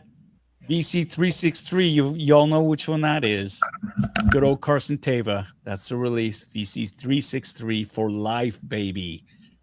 It's been sold out in Canada on Amazon. Can't get it on Amazon. You couldn't. One of you nerds check. And GameStop, it's sold out on their website too. D-Turtle writing, people are posting that TIE Striker and the new Droid Fighter are hitting Walmarts in the US. Oh, yeah, I've seen those. The Strikers. TIE Striker looks so nice. So good. So good. Right? I'll be keeping an eye out for that for sure. I mean, we were talking about this the other day. It'd be interesting to see what they have at Celebration. I think it's just going to be display only. I don't think we're going to be able to buy anything other than the exclusives there. Yeah. But it'll be great to see them on display. Yeah. Jabba the Hutt with a sail barge. Yeah, they have the small skiffs. I mean, the sail barge would have to be dreadnought class, the size of the same stuff as size of the Ghost or the AT-ATs. I mean, really, to be in scale, it would have to be pretty big, but they can fudge the scale a little bit, but it's going to be an expensive one. So Matthew asks, so Paul, when are you going to start collecting studio scale Star Wars models? John Simmons on social media, TV, and the YouTube builds and sells finished studio scale models. They are absolutely gorgeous, expensive as they should be. It's a question of space. Space danger, man. I don't have the room for them anymore. As you can see back here, this is the majority of my collection, and it goes. I mean, this is a 20-foot run of shelves, 3 deep, 3 tall, and they're pretty deep. And I thought I had it all figured out, but in the bottom there, I'm gonna do a collection tour video for the members. And in the bottom shelf there, I thought I had this one shelf is gonna be all 80s toys, so the non-Star Warsy stuff. And I've got Ghostbusters, I have Back to the Future, I have the Predator, McCready from The Thing, all 1/6 scale, Toshiro Mifune. And I thought, I'm going to do that. And I'm going to bring out, because I have the DeLorean time machine from Back to the Future too. I'm finally going to be able to open that up. So I did. It just took up that last shelf. Wow. So I've had to like reorganize things. But the DeLorean is gigantic. Of course, it's gigantic. It's 1/6 scale. You can fit 2 figures in there. And it's like 2.5 feet long. And that thing was all good when you opened it up? No. Oh, it was great. And the thing is, I've had the DeLorean time machine for 2. We had it at the old house. Yeah. So it's 3 years old. I've had it for 3 years in a box. And so that's the thing. I got to release them from their prisons. I got to get them out and display them, because why have them then? If they're just going to stay in a box, why have them? Because if you don't see them, you're not going to miss them. And so that's one of the big things. And so that's why having this out, leave it out for a bit, and then rotate some pieces out, because I've got to. There is I got another Sideshow Hot Toys, the ARF, the mini walker from Clone Wars, and there's no place for me to display it because he's too tall. Yeah, it's too tall, right? It's got to go in to one of the taller, like one of the longer shelves. But I've got my quarter scale Mandalorian with Grogu in that right now, and I've got the Blurg in the other one. So he's got to wait his turn, and then when I rotate the collection out, that's when they're going to make the appearance. And also another reason why you can't get rid of all the boxes, right? Well, that's the other thing too, because they are so specifically designed to protect them and to hold all the accessories. That's the thing. So ATRT, thanks, John Takis. That's the one. The ATRT. And it comes with the ARF Trooper on top. So, Okay. Alan says, I saw a YouTube video where someone used a guitar stand to use it as a display for the Ghost. Looked pretty cool. I'm very lucky my Ghost fits right on top there perfectly. I didn't have to take half of it off to sort of put it up against the wall. But again, like I've got like the Razor Crest, the HasLab Razor Crest. I want to break out. I want to put up there, right? But I need to. Did I put Bo-Katan in the time machine? The Mandalorian. I did not. I didn't want to cross the streams. Okay, let's go to the next one. So we opened up the standard edition EXO-6 Lieutenant Commander Data, which is great. Now I'm going to go. Now this is something very special. This is their deluxe, and I want to just point this out. It's their 1/6 scale museum grade collectible figure. And right off the go, this is different. The box, it's not a slip sleeve, right? This is a hardened, thick stock box. Which is great. They've got the foil wrapping around it. It just looks premium compared to the other one. And the other one didn't look bad. Now, Star Trek II: The Wrath of Khan is hands down my favorite Star Trek movie of all time. When I first saw this in 1982, I cried like a little baby at the end because, spoiler alert, this is where Spock dies. Spock dies in this. But to me, it was, as a lifelong Star Trek fan, it was a culmination of that relationship between Kirk and Spock. It was Kirk aging out and trying to, find his way because he was adrift. And these are themes that I didn't quite understand as a kid, but I sort of got the idea that my heroes are getting older and they don't know what to do. And they introduced this character, Lieutenant Saavik, played by Kirstie Alley. I got a chance to work with her a number of years ago in a TV movie, which is cool. Wow. Yeah, so it's just like, and probably one of the best Star Trek villains of all time, Ricardo Montalban's Khan, is amazing in this. So this movie had it all for me, and I loved the uniform redesign, the space battles, friendship, sacrifice, everything about this fucking movie just rocked for me. And I could quote, and I still can't quote a majority of this movie. Like I knew I watched it so many times, it just would just go. That's one of these movies.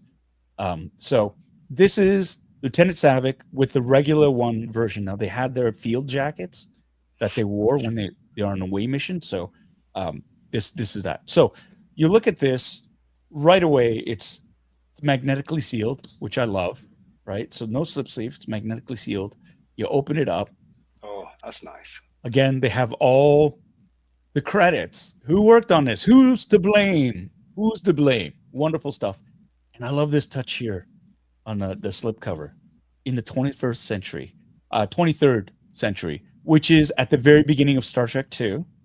They have this as a title card, in the 23rd century, right? Just before they start off with the Kobayashi Maru scenario that you don't know is a test until later on.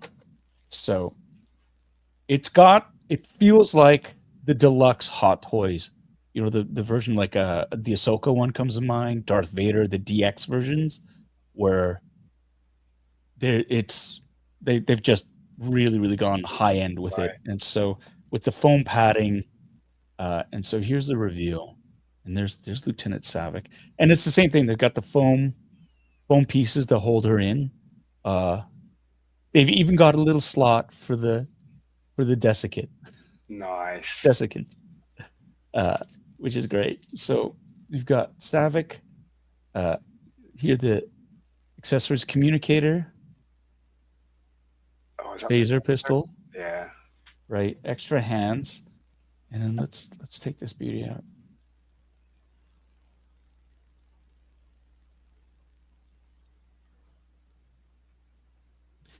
Booties. Take the boots out. All this plastic.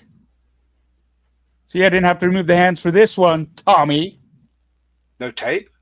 No tape. Here you go. Look at that sculpt. Holy crap. Like, yeah. The hair in the braid. Right, and this is where I love the attention to detail of the Monster Maroon uniform. Bang on. And the pants, the pantaloons with the boots. Like proper dress pants, right? Right? Red stripe on the side, Starfleet belt buckle. Super chat from Captain Wrecked. These are still the best Starfleet uniforms. 100%. I would like to see the baby. 100% those are. This is my favorite Star Trek uniform of all time too. Just putting it out there. Now, got her extra hands, and underneath the foam is another layer for the accessories. Oh, there's the jacket. Right? And here's the thing. The field jacket. That looks cool.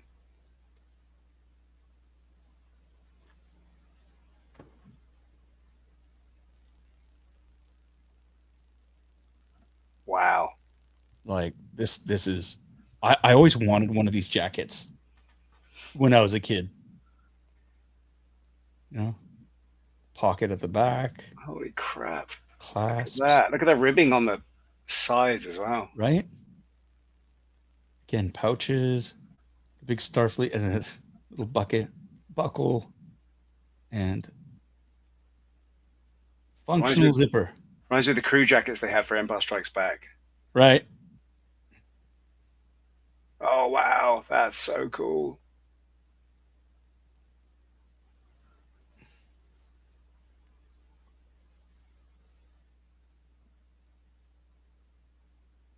Does this? It does. Don't want to fuck this up though. Is it plastic? No, it's metal. It's a metal zipper. Wow. But I'm wondering if, see here, I wonder if, is that stitched shut? It looks like it. It only goes this far, so I have to stretch it over her. There is a cardboard piece here. That's the thing. And this, yeah, this is stitched shut right here. Yeah. Right. So it's going to take a little bit of finagling to get it through. And again, I would love to go onto this QR code to see. Yeah, John Gargano, it doesn't unzip all the way. So I'm glad I didn't force that. I had a feeling and always a bit of caution to that. But there's got to be, and again, instructions would be awesome in terms of being able to figure out. You put that over the shoulders, or do you put the legs through first, bring it up and over the arms? I think that's kind of the way you might be able to do it, but then the hips. Yeah, you could totally do it that way. All right. But then it's like getting the arms through. That's kind of hard, right? If you're going up from the bottom though, that should make it easier because the arms will go in as you're pulling it up. Yeah, I'd have to put the arms up, blah blah blah. All this, again, I'm not even going to try this right now. I'm going to try to find it on YouTube. Yeah. And I would go legs first. I would go legs in first, and here's the stand. Look at that. Now the stand itself. So this is a different display stand. Slipper into it feet first. That's what John's saying. Yeah. This is a transporter pad. I don't know. Can you see the detailing on that? Yeah. See all the little hexes? Yeah. This is very different from just the regular plastic. Like this is. Man, I wish they would light up. They would look so cool. Right? There's no place to really do that. And here's the other thing too. This stand is different from the other ones as well. There's no slot for it. You have to clip it in. Yeah, you have to pull this up. And then this would slide in. Is it just serial numbers on the back of there? It's just the right, yeah. That's it. The copyright stuff.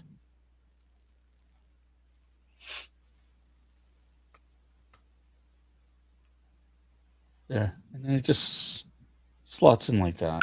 And it's a waist hugger instead of a crotch grabber. So that she's got her portable. This was her tricorder, the strap as well that she uses. That's cool. And then these are the extra clips. So it still will clip to the other hexagonal bases, right? And these are the extra clips that you can do. And then there's even there's one of those transparent placard things, but I don't see a card. Well, this is where you got to take it all apart. Right. Oh, actually, Kirstie Alley's dead, so she's passed away. So I don't think they would be if they're going with the whole idea that they won't have autograph cards. Yeah. But they should be still. I mean, I didn't think autographs right away. I just thought display cards. But yeah, there's nothing. I think that tells a good tale. Then at that point, it's probably what it is, right? Yeah. That's fine, but yikes! But this is great. I mean, she looks fantastic. Again, the face sculpt's really good on it too. Right, and then is this Velcro? Can this? So you keep that one on though, right? Yeah, the tunic. I think the tunic would stay on. The actual Monster Maroon tunic would stay on, and then. But like, look at that. The ears. It's beautiful, and there's a bit of a shine to the eyes as well. Yeah. Right. So, I mean, I'm like.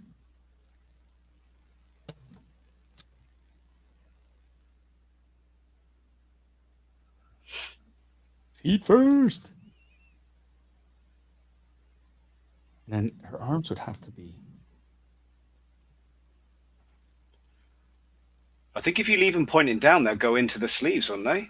And then shit, of course. Pull the jacket up. Of course.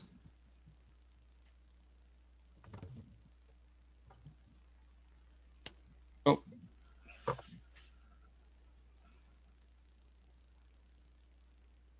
Is it a thicker material? It is. Jacket? Yeah. It is. Just like lined, like it would be. I love the collar on it. They got the piping on the collar there. Yeah. This is like peak 80s sort of costume design. Oh, man. This is a bit.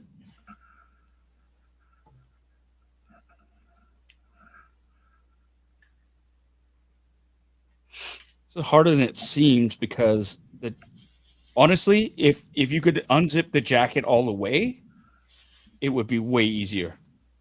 And you know what? I think maybe if I move the hands, remove the hands. But then the sleeve with the sleeves. Again, instructions would be really nice. Yeah. You swap out the uniform jacket for the field jacket. Yeah. So it does come undone then. Got to.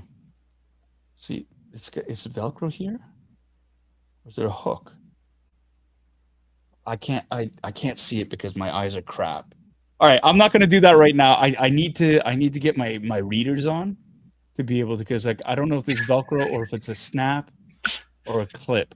Star Trek 2, the Wrath of Coat. Yeah. I think it's a snap. I think this is a snap.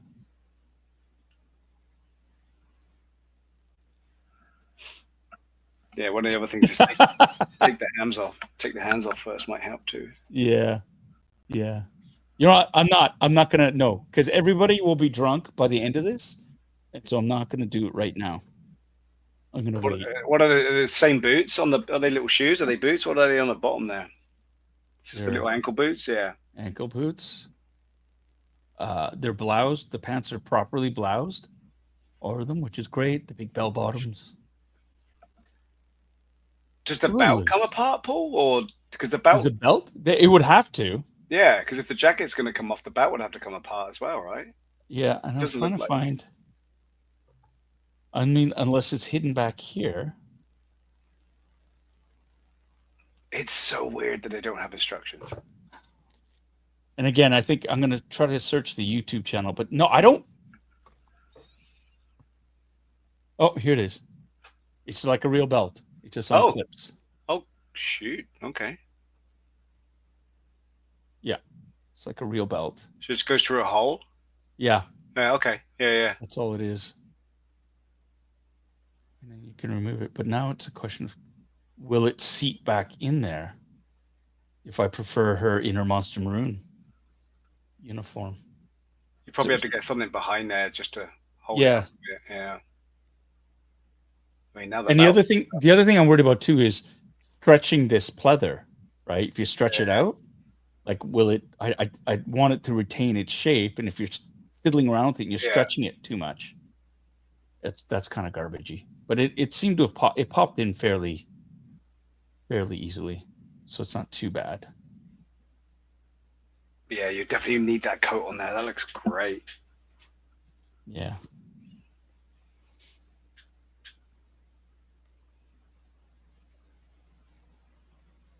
Look at the lining on that. Love what they've done with that collar. It looks so good.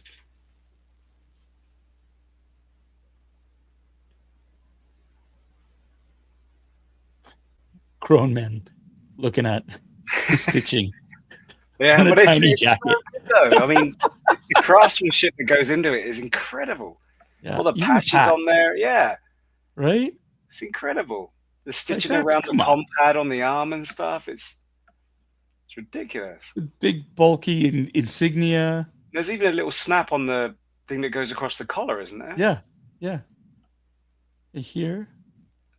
I mean, they never had it, thankfully, right? And even a strap here, like a little snap buckle here. But they all had it, like their collars up like that, right? Yeah. So that's great. But this is, again, so this is, you look at it and you go, this is museum grade, according to them. The material, the colors look spot on, right? The color for the Monster Maroon looks great. The piping, look at the detail of the piping. The stitching is great. I mean, this is, again, bravo, EXO-6. Yeah. Bravo for that. I'm gonna. You got the same joints in it as well. Yeah. So it's. Yeah, I mean, it's double butterfly joints in the for the elbows, so you can get it right. There's a great range of motion. There's a double joint in the elbow, right? Sorry, damn it. Right, so there's one here and then one there, so you can like the articulation on this, and then there's a pivot point right there. So that's really good, and it's not super tight, but it's not super loose. Same thing with the shoulders, forwards and back. Yeah, and the knees. Yeah, again, the knees are doubles as well, so you've got a pretty good range of motion. The knees, don't want to wrinkle her pants. The feet feel a little bit loose. These feel a bit loose. There's no ankle joint, but it's up top. I guess if you got a hip hugger, you don't have to worry about the feet holding her up so much, right? Yeah. And that's the thing, right? But she's still. Yeah, it looks like you're going to be on YouTube the rest of the night. Trying to find the tutorials. That's not too bad, but that's a gorgeous figure, and so this is what I'm talking about in terms of some of the things. Like, so the other museum grade one that I got was Commander Kruge from the Search for Spock, right? Yeah, Christopher Lloyd. Cool. And the thing is, here, I'll swap this one out too. What really got me for him. This is rooted hair, dude. It's really? Rooted hair. This is the first rooted hair figure that I've owned. Like, I have a bunch on pre-order. So like the artisan version of Anakin Skywalker with rooted hair. I was able to snag one of those. Still hasn't arrived yet. But this is real. It's rooted hair. Wow. Right? Like, that just brings what about it the up. eyebrows? Right? The eyebrows are not. They're molded. Okay. But the hair, like, he's got a little ponytail, like he's got the little top knot. Right? Like, come on. And they did not advertise it as such. So that's like a huge bonus. Like, this whole shoulder holster thing came separate. Like, it's a real metal chain, which is awesome. They got the nice little leg strap there. His disruptor is here, which is really cool because he's left-handed, and his communication device. So just freaking playing with this was like, I loved Christopher Lloyd as Commander Kruge. I think I memorized Klingon because of Star Trek 3, right? Like, his character was great. John LaRoquette played a Klingon as well in that. It's just, I still hear him. I've come a long way for the power of Genesis, and what do I find? A weakling human, a small child, a Vulcan child, and a woman. Like, it's fucking Christopher Lloyd as a bad guy. Rocked. He just rocked.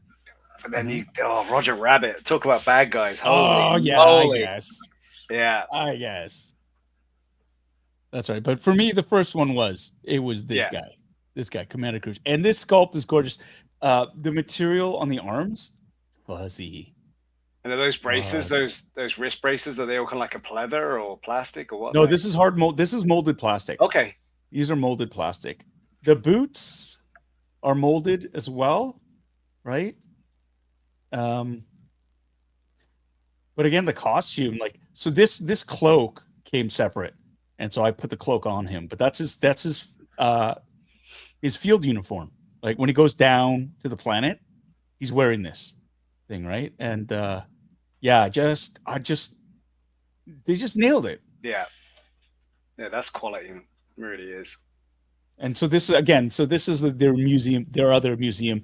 Came in a similar box, magnetic clasps.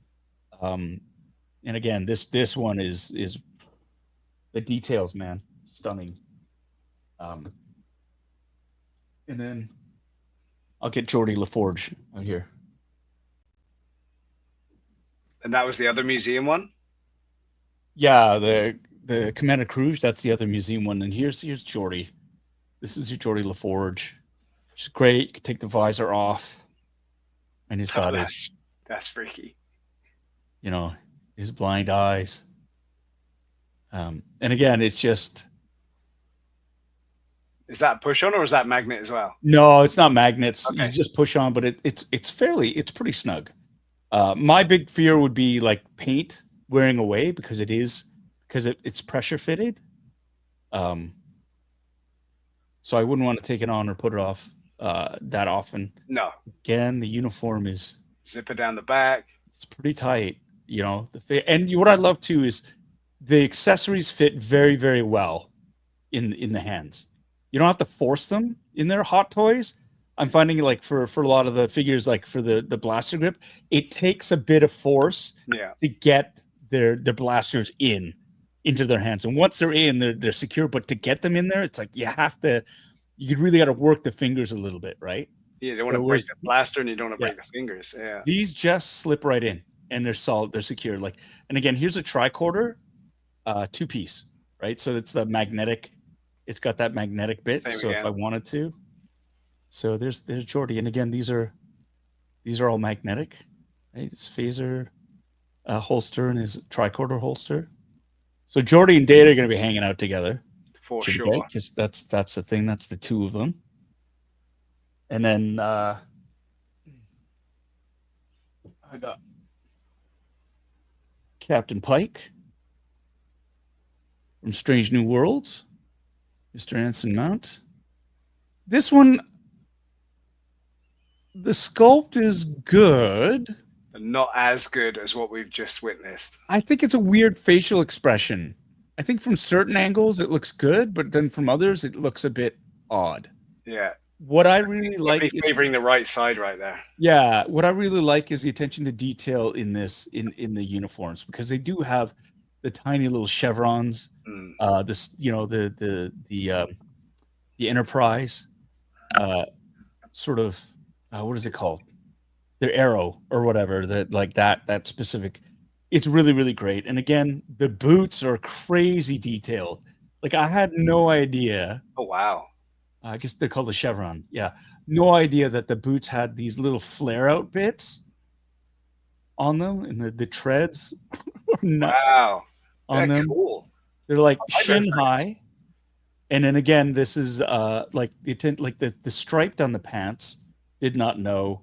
The phaser pistol with the holster it's got the leg grabber. And I actually had to put this belt on underneath the tunic because that's how they did it. So like, oh, okay. Just like that. But again, and this is the communicator that flips open and closed. Oops. And again, it fits, you know. I'm just worried about that. It seems to move pretty well though. Yeah, it's not too bad. Yeah. It's not too bad. It's good. And then Mirror Universe Sulu. Oh, there you go. Right? He looks a bit, sometimes some of these figures look a bit cross-eyed. I find. Just a titch. And these aren't movable eyes on these. No. So they got to be pinpoint with those pupils. And there goes his communicator. So again, here's the. I mean, this is great. These little communicators that. Yeah. Open up, come on. And they're accurate, which is really, really cool. And they've got the tiny little holes in the top. Yeah, in the grill. Wow, that's nuts. Yeah, It's crazy machining. Wow.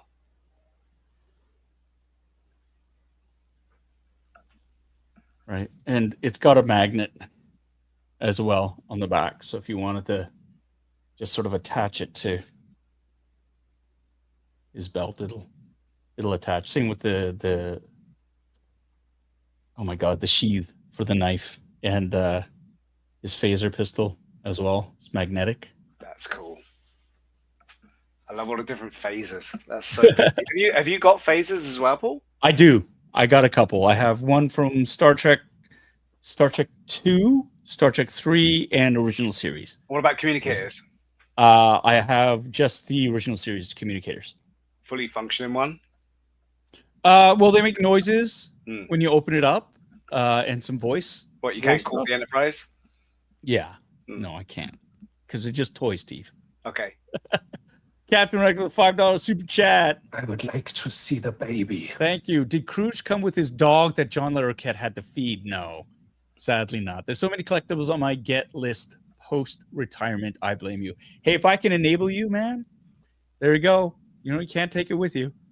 Targs. Well, Bitter I Souls, and- see it as customer service and like that you're doing the right thing, Paul. Because if anyone's on the fence about getting these things and they get to see how awesome they are by you showing them that, you're just helping them make that decision that they're not sure they should make. Well, just trying to provide service, you know. It's just like if you're not sure, exactly. It's exactly what you're saying. If you're not sure, like you can see an unboxing, you can see the quality, and then if you really like it, well, then if it can help you, then that's awesome. Exactly. So it's a community service. Yeah, I agree. And then, last but not least, I got my Mirror Universe Spock right there. So he's pretty dope. I like it. His shoulders I thought were super loose, but it's only so like he can put his hands behind his back like that. Right. And what I wanted to do initially, but no one would ever see it, is there's this thing in his belt called the Agonizer, right there, that little thing. I wanted to have that in his back, so he could like have it sort of like a hidden weapon, so he can just like, you know, oh no, we're all friends, and come up and just slap it on you. So, but yeah, that's cool. So that's the EXO-6 line. These are the figs. I'm gonna have a Star Trek portion of this, like 99% Star Wars, 1% you know, other. So and there will be others than the other, right? It won't just be Star Trek. Yeah. Well, the Star Trek guys, they're all getting their own little cubicle. You know, so that's they look good. And they're only doing Star Trek, correct? They're only doing what's that? EXO-6 are only doing Star I believe so. I think that's their primary focus is Star. Give it a check out their website. Anna's just put up the link. Yeah. EXO6.com. Really, really cool stuff on there. There's a couple of figures. I held off on getting the Ethan Peck version of Spock because it's good, but I wasn't sold on the sculpt of it. I was just kind of some of the sculpts I think are better, or maybe it's some of the paint apps. The paint jobs on some of the figures look better than others, and so that's the thing for me. I was just like, it needs to look right. But the ones I'm really waiting for right now are the original three: Kirk, Spock, and McCoy. I need those. Yeah, Old Trenchy. I love EXO-6's work. FYI, they have a Borg alcove on the way with light up plasma disc. That's going to be nuts. Great. I think that will have to be purchased. Sorry, yeah. Anna. You know what? I was holding out. They have an Ensign Harry Kim that I'm quite partial to because I met Garrett Wong, and he was one of my favorite characters in Voyager. So there is that. But the ones that I need, start the Wrath of Khan. Not there. That's it, and they haven't been released yet. Have not been released yet. So. Oh, they had a 7 of 9 as well. Oh yeah, Beatrice set. Okay. They've got a Janeway. They've got a bunch. I can't imagine that would be sold out first. Why would that be? I have no idea. Them all. Yeah. For reasons.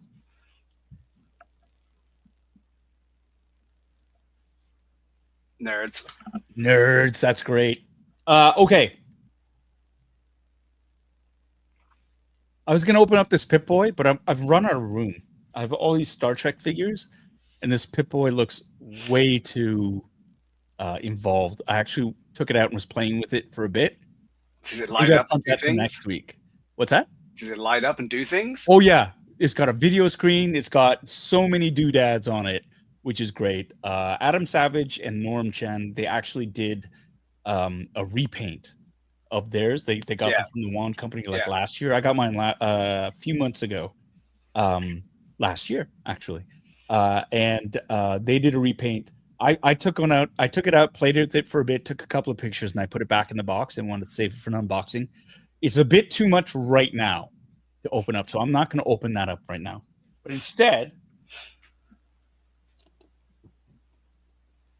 I'm going to open up this. Now, you didn't think I wasn't going to open up any Star Wars. Come on. Did you really think I wasn't going to? I'm going to open up this. Now, this is outside of my outside of my norm. I usually don't go for cutesy things. I don't know why. It's just like, nah, I don't know.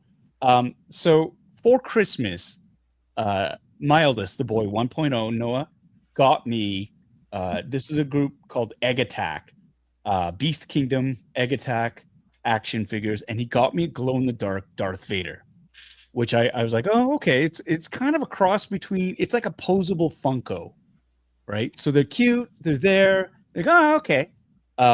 It was amazing because it's fully articulated, this Vader, and he's glow in the dark.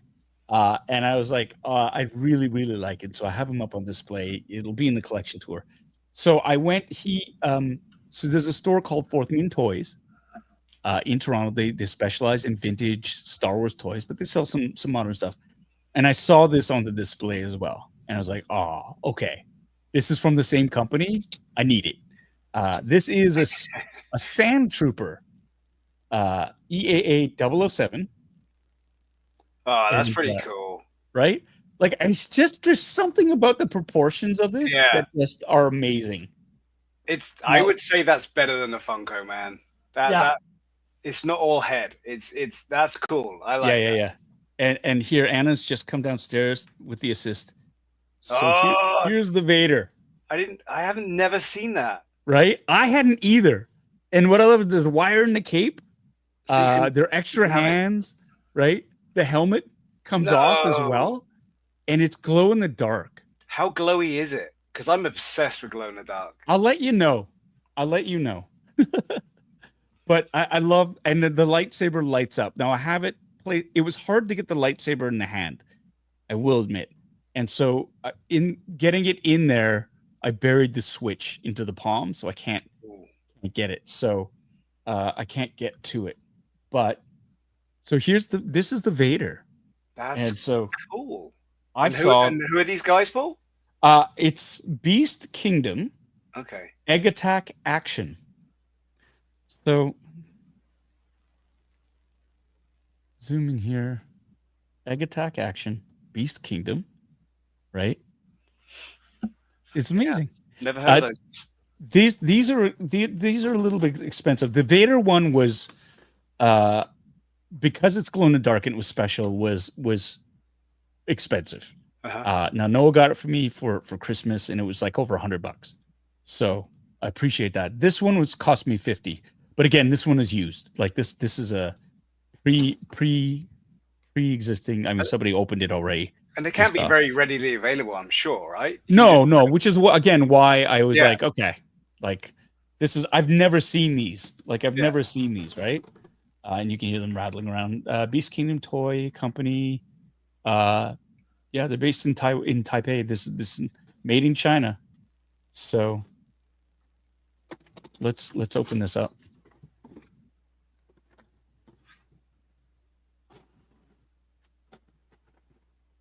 So the little lightsaber you were talking about, does it have mini batteries in it? And oh wow. Okay. Yeah, tiny little batteries. Yeah.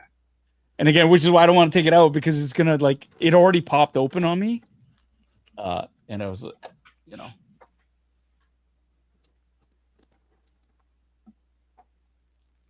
Again, so here's the base. And here, does this look familiar, Steve? Yeah. This kind of the old acrylic figure stands. Yeah. So there you go. That's. Do you have to tighten them up? Are they screws or are they just? They're screws. Okay. But they seem pretty tight. Is a little backpack. Man, they got all the details on there as well. They got the little, yeah, they got everything on there, right? Right. That's crazy. Oops. The proportions are weird. It's got attitude to it, right? Yeah. I mean, and that's the thing, right? It's kind of cute, but yeah, but still also sort not. of. Yeah, it's this weird. That's what I like about it. It's got a different vibe. Yeah. You know, the 11 blaster, the different hands. Pull this figure out. Right? Like, and look at the articulation on this too. Like, you can have him.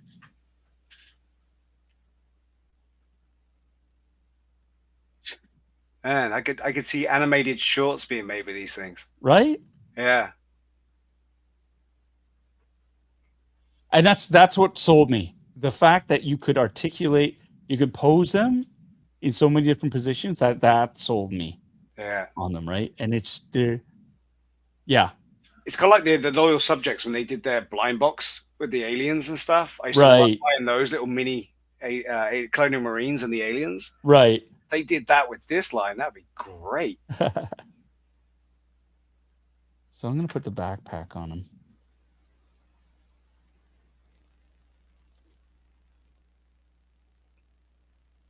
And guess what, Steve? It's magnetic. Wow. Slots right in there. Slips right on. It's like they're gearing it towards the older generation that can't deal with little mini clasps and snaps. Hey, anytime you can use magnets to attach something, if you have those rare earth magnets on and they're solid, that's all you need, right? Uh-huh. There you go. You got the T21.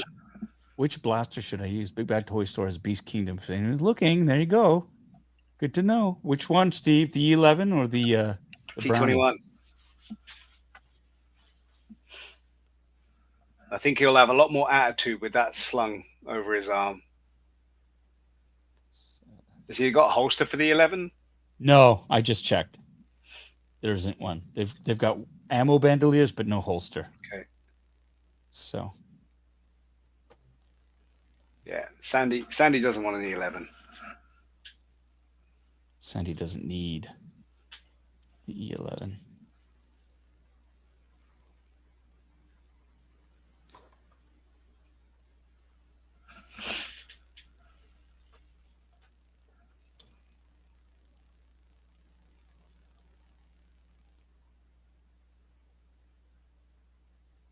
It does look a lot like a toddler trooper. Kerry says it looks like a toddler trooper. It does, but I think it's got a little bit more attitude. It's the sort of thing you would run away from. You know? It's a hyper stylized, which is what I like. Because even look at the weathering on it too, right? Like the dirtiness of it, but it's a stylized version. I mean, they were the dirtiest of the TKs. You know, the sand troopers. They were the dirtiest stormtroopers. Because they actually worked for a living. There you go. Yeah, that's cool. I like it.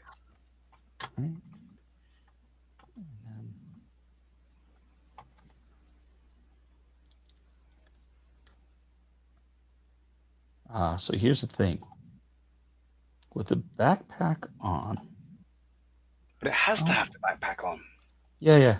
Why don't you put it on? No, it fits. It fits. It does? Yeah, it fits. Say, it goes around the backpack, actually. Oh, okay. I was really worried it wasn't going to, but it does. Maybe that's why magnet's on, because you grip his waist and then put the backpack on. Yeah, that's what I thought too, but it actually fits around the backpack. Like there's a gap. There's a gap in the back of the backpack. Here, watch. I'll switch this over here. So Yeah. that fits perfectly in that little gap. I love it. I'm a fan. Right That's there. awesome. Look at how cute that is. Boy number one has enabled you, dude. That's Right? Yeah. So I think Egg Attack Millennium Falcon. Oh my god.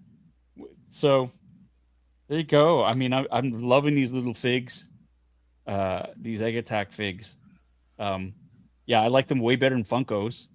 Yeah, 100%. What's the? Well, yeah, I guess the price point's different, but Yeah, again, this was a used version, and it cost me $50 at Fourth Moon Toys.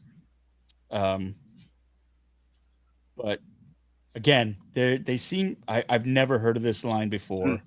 It seems very, they're not as common, and it's fun. I like yeah, it. they're super fun. I am not going to be searching for it after this. Yeah, if I send you one, I'm not going to search for it because they look cool. And listen to everyone. Is everyone looking at it right now? Is that why we're finding out more in the chat? Is everyone? Oh yeah, I think so. The Millennium Falcon sounds cool too. Yeah. Oh my god. Yeah. Sideshow. Age of Grogu. I managed to find today in a Target store in Southern California, MGS, the Z95 Headhunter. Oh really? Yeah. You said They're that. out. People are finding it. That one's a chase or a rare, Yeah. and people are finding it. If there's a need, Yeah. rather than a want, the need is for that one. And I'm slightly Yeah. disappointed they did it as a chase because that's a fleet builder, They'll have a regular version of it. I'm positive. And here's the other thing too. They're probably the next vault. They'll have it.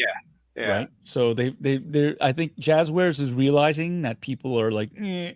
So if they include it, I think that's good. Yeah. I've got to now figure out if I'm going to hold out for the boxes from the vault or if I see it, grab it. But then For me, if you see it, don't take the chance. You grab it, right? Yeah. And so that's the thing. And if you have it, then you don't need to get the vault edition. Right? Yeah. The vault, I think the vault is there in case you need it. So yeah, and those vault boxes, the boxes are so good as well.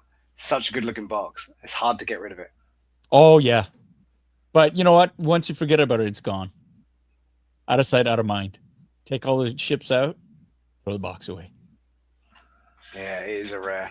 God damn it. It's a rare. There you go. And Cynthia Lynn said it's the Egg Attack stuff is 50% off at Big Bad Toy Store right now. Oh, really? Yeah. Well, thanks for that. There you go. Oh no. See, I can't really do that. I can't do that. I have to wait till I get back. Yeah, you got Japan to save up for. I know. Wow, there's no saving up. I'm going on Tuesday. Oh god. So go buy it now. Get online, buy that. No, I'll probably find some over there, right? Yeah. Yeah. That's the hope. That's the hope. The Hangover Fett looks cool. Ooh, it's a Hangover Fett. I'm still on the hunt for both the new Mall of Micro Galaxy Squadron ships to go with the speeder bike blind box. LOL. Mall one. The gauntlet. The new, yeah, the red. Just a repaint. It's pretty cool looking though. It is. It is. Oh, actually, because it's in the Series 7. Yeah, there's the Series 7 vault. Yeah, so that's the thing. It's like if you get a couple of the vault ones, yeah, then you only need one or two of the vault ones. Right. Well, the rest are fleet building. Yeah. So or you put it up to the cost of if you want to chase in a rare, you got to get the other ones. Right, because the cost you're going to spend on one of them if you find it on the market, you might as well get legit fresh smelling out the box from the vault and get a glorious box to come with it. Yeah. Well, I mean, and that's the other thing too. So then don't buy the commons, wait for the vault to come out. Yeah. And then you can get the whole line. Yeah. Right. Unless you really like a ship and you're like, I want to fleet build this ship. So it doesn't hurt to have two. No, I don't think so. And you can always use them for trades. That's what I find as well. Trades. I'm going to start using some of the surplus for giveaways. Yeah. Stuff like that. It's fun. And I have friends who are like, oh, I've been looking for this, or they're late getting into it. You go, oh, well, I happen to have a number of these ships, like Jamie in Vancouver. I have to admit, I enabled Jamie to buy the X-wing pack. So, well, you know, I gave him the General Grievous rare. Yeah, I gave him that one. I said, "You're off, buddy." I know. I'm sorry. He's like, I only want original trilogy. I don't want original trilogy. I said, well, you know, you can get the whole of Red Squadron right now for 30% off at the Vault. He's like, you're never going to get that again. Right. So once they're sold out, they're sold out. Yeah. So yeah, I have 4 of those sets. Oh, you do? Yeah. What the? How do you get 4? I was really worried I was going to miss out on it, and I thought they were going to be super limited. So I got friends to help. Anna, you're gonna kill me. Tommy got me one. I got one. Then I got sent one from Hasbro, not Hasbro, from Jazzwares. Oh wow! And I think Kevin Daniel Sertle got me one too. Really? Yeah. Wow. So I have 4. So if anybody's looking for Red Squadron, don't say that now, just in case Jamie's listening, because he's gonna be pissed. Right? Well, I didn't know he was into it, so he's not. He is now, right? He's into it hard now. Yeah. See, Series 8. So yeah, the Series 7 Vault came in this last week. Also, the Series 8 Droid Tri-Fighter and the TIE Striker came in the mail today too. So you're just doing a fun unboxing, which is great because I know you could pre-order them on Amazon.com, and you can get them with the little blind box that it comes with as well. And a lot of people they're also getting the chase and rares for the blind boxes. So like there's a hologram, scout class. So there you go. 2 Red Squadrons for the same reason. My Tri-Fighter's on the way as well. So I'm hoping to get that before I leave. Yeah. Carson, there you go. Your lips to God's ears. Yeah, I think that would be a great one, man. To get the Tava MGS would be so good. Just to get a little Tava minifig. Yeah, but come on, man. Cool. Adding it in there with everything else. Oh, Jesus. Yeah. That's the way to go. I'm there.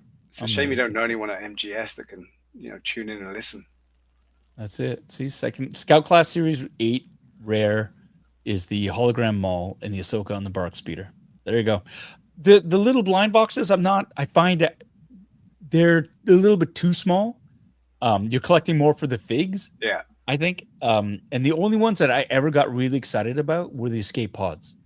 Yeah. R2 in the escape pod and C-3PO with the escape pod. The rest were like the General Grievous with the wheel bike was another one, and I thought, okay, that one was cool. I got him. Which I don't think I ever got that one.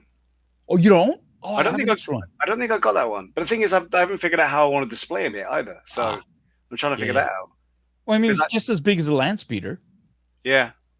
Right. Yeah. So, yeah. Just ordered the Egg Attack Stormtrooper and Dewback. Oh, there's a Dewback? Oh. Well, that would be a Sand Trooper, wouldn't it? Yeah.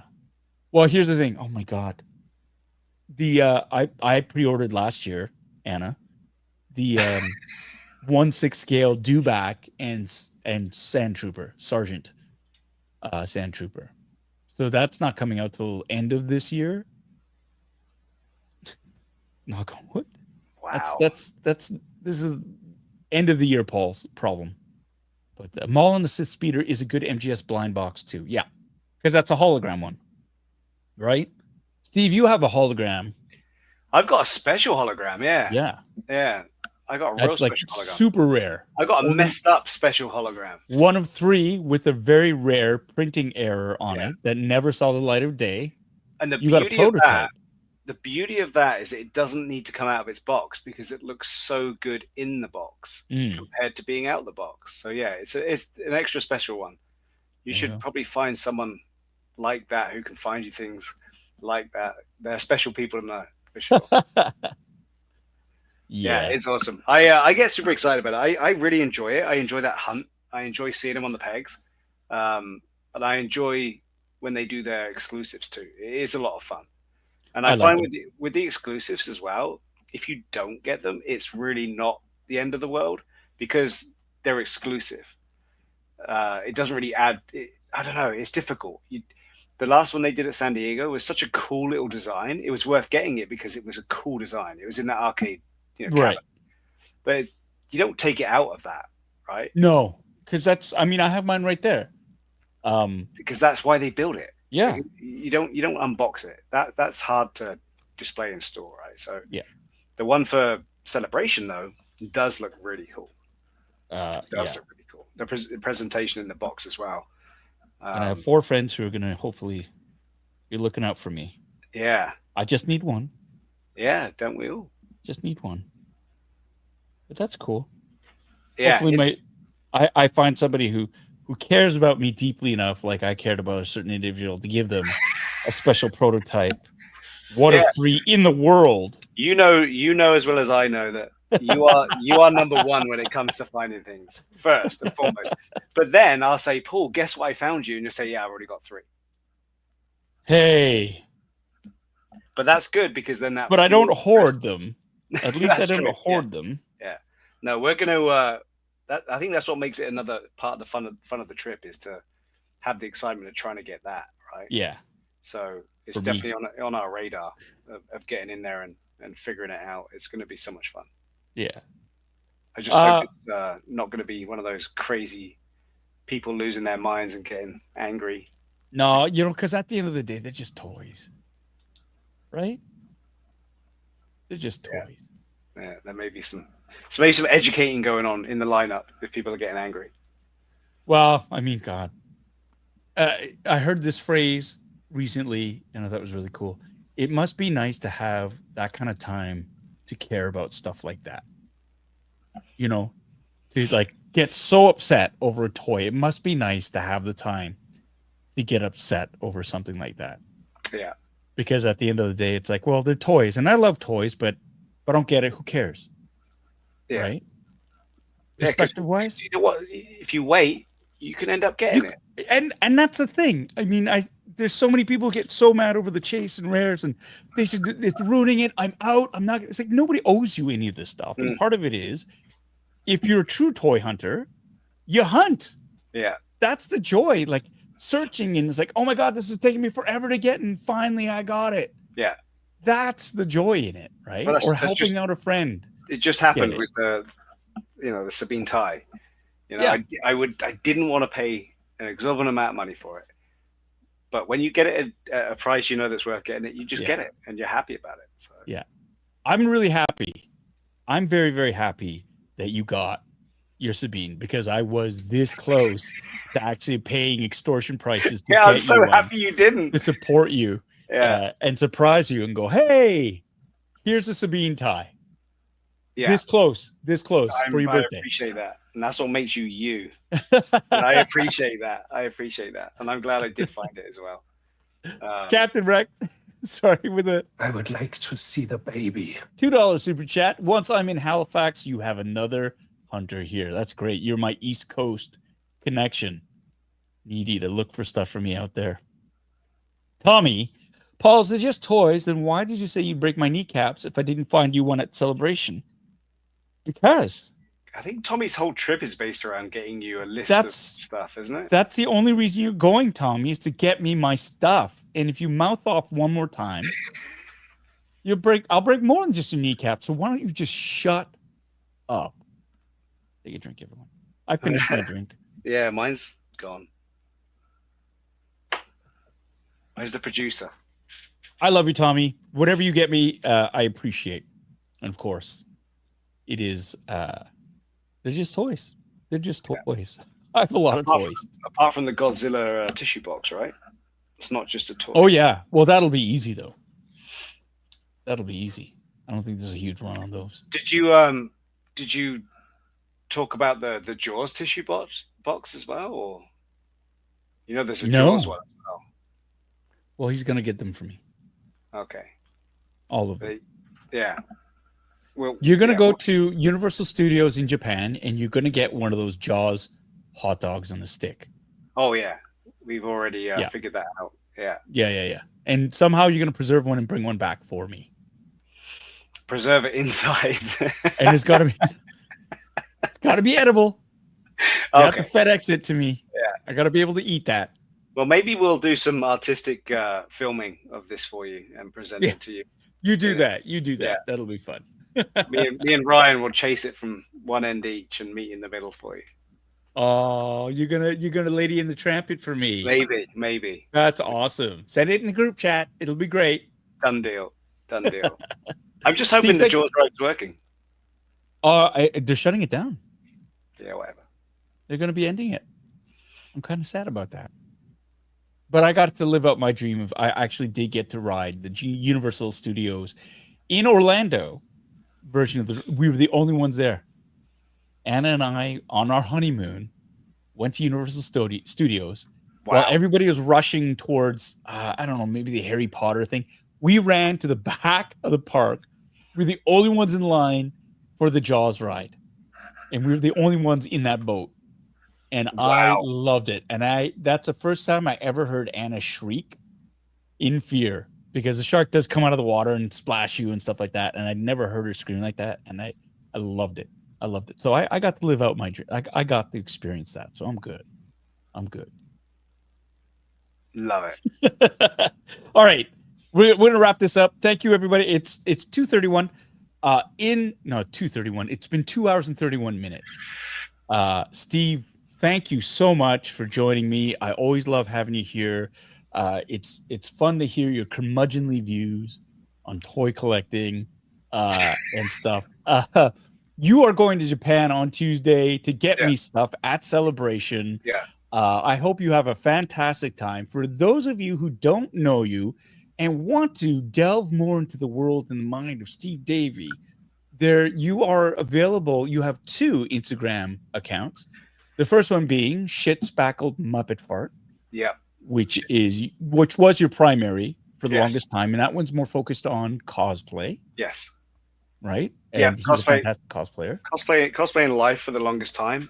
But some people don't feel comfortable with Shit Spackled Muppet Fart. Cowards. So there is now also a Steve 3D Instagram account, which I need to spend some time on getting onto, but that's going to be more less cosplay and more other stuff, toys and other things out there that make us happy. Nice. So that's gonna start being another place to find me if you so desire. And then if not, you've also got Generation X-Wing podcast, where we review 80s and 90s movies most of the time and see if they still hold up to the way that we remember them. Fantastic. And as always, you will find Steve on this channel many times. He, along with his other brothers in arms, we're talking about Brandon Mindell, who is BC DeLorean and Other Movie Cars 2. And of course, Ryan Dole 31 from Instagram. Legend. Yeah, legend. They are all, of course, part of the SOC group. You'll find them around. So have fun in Japan, my friend. We will. It's gonna be fantastic. Yeah, I'm sure we'll talk. Get me all the stuff. And I will be living vicariously through all of you. So looking forward to your posts and your thoughts and all the different things that you get to do. Not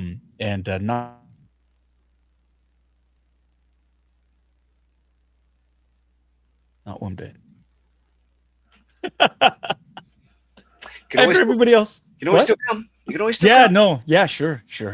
I got no place to stay, no way to get in. We got an extra bed. I'll spend all that money to just go out there. I think it'll be great. It'll work. And I won't mind. I won't mind at all.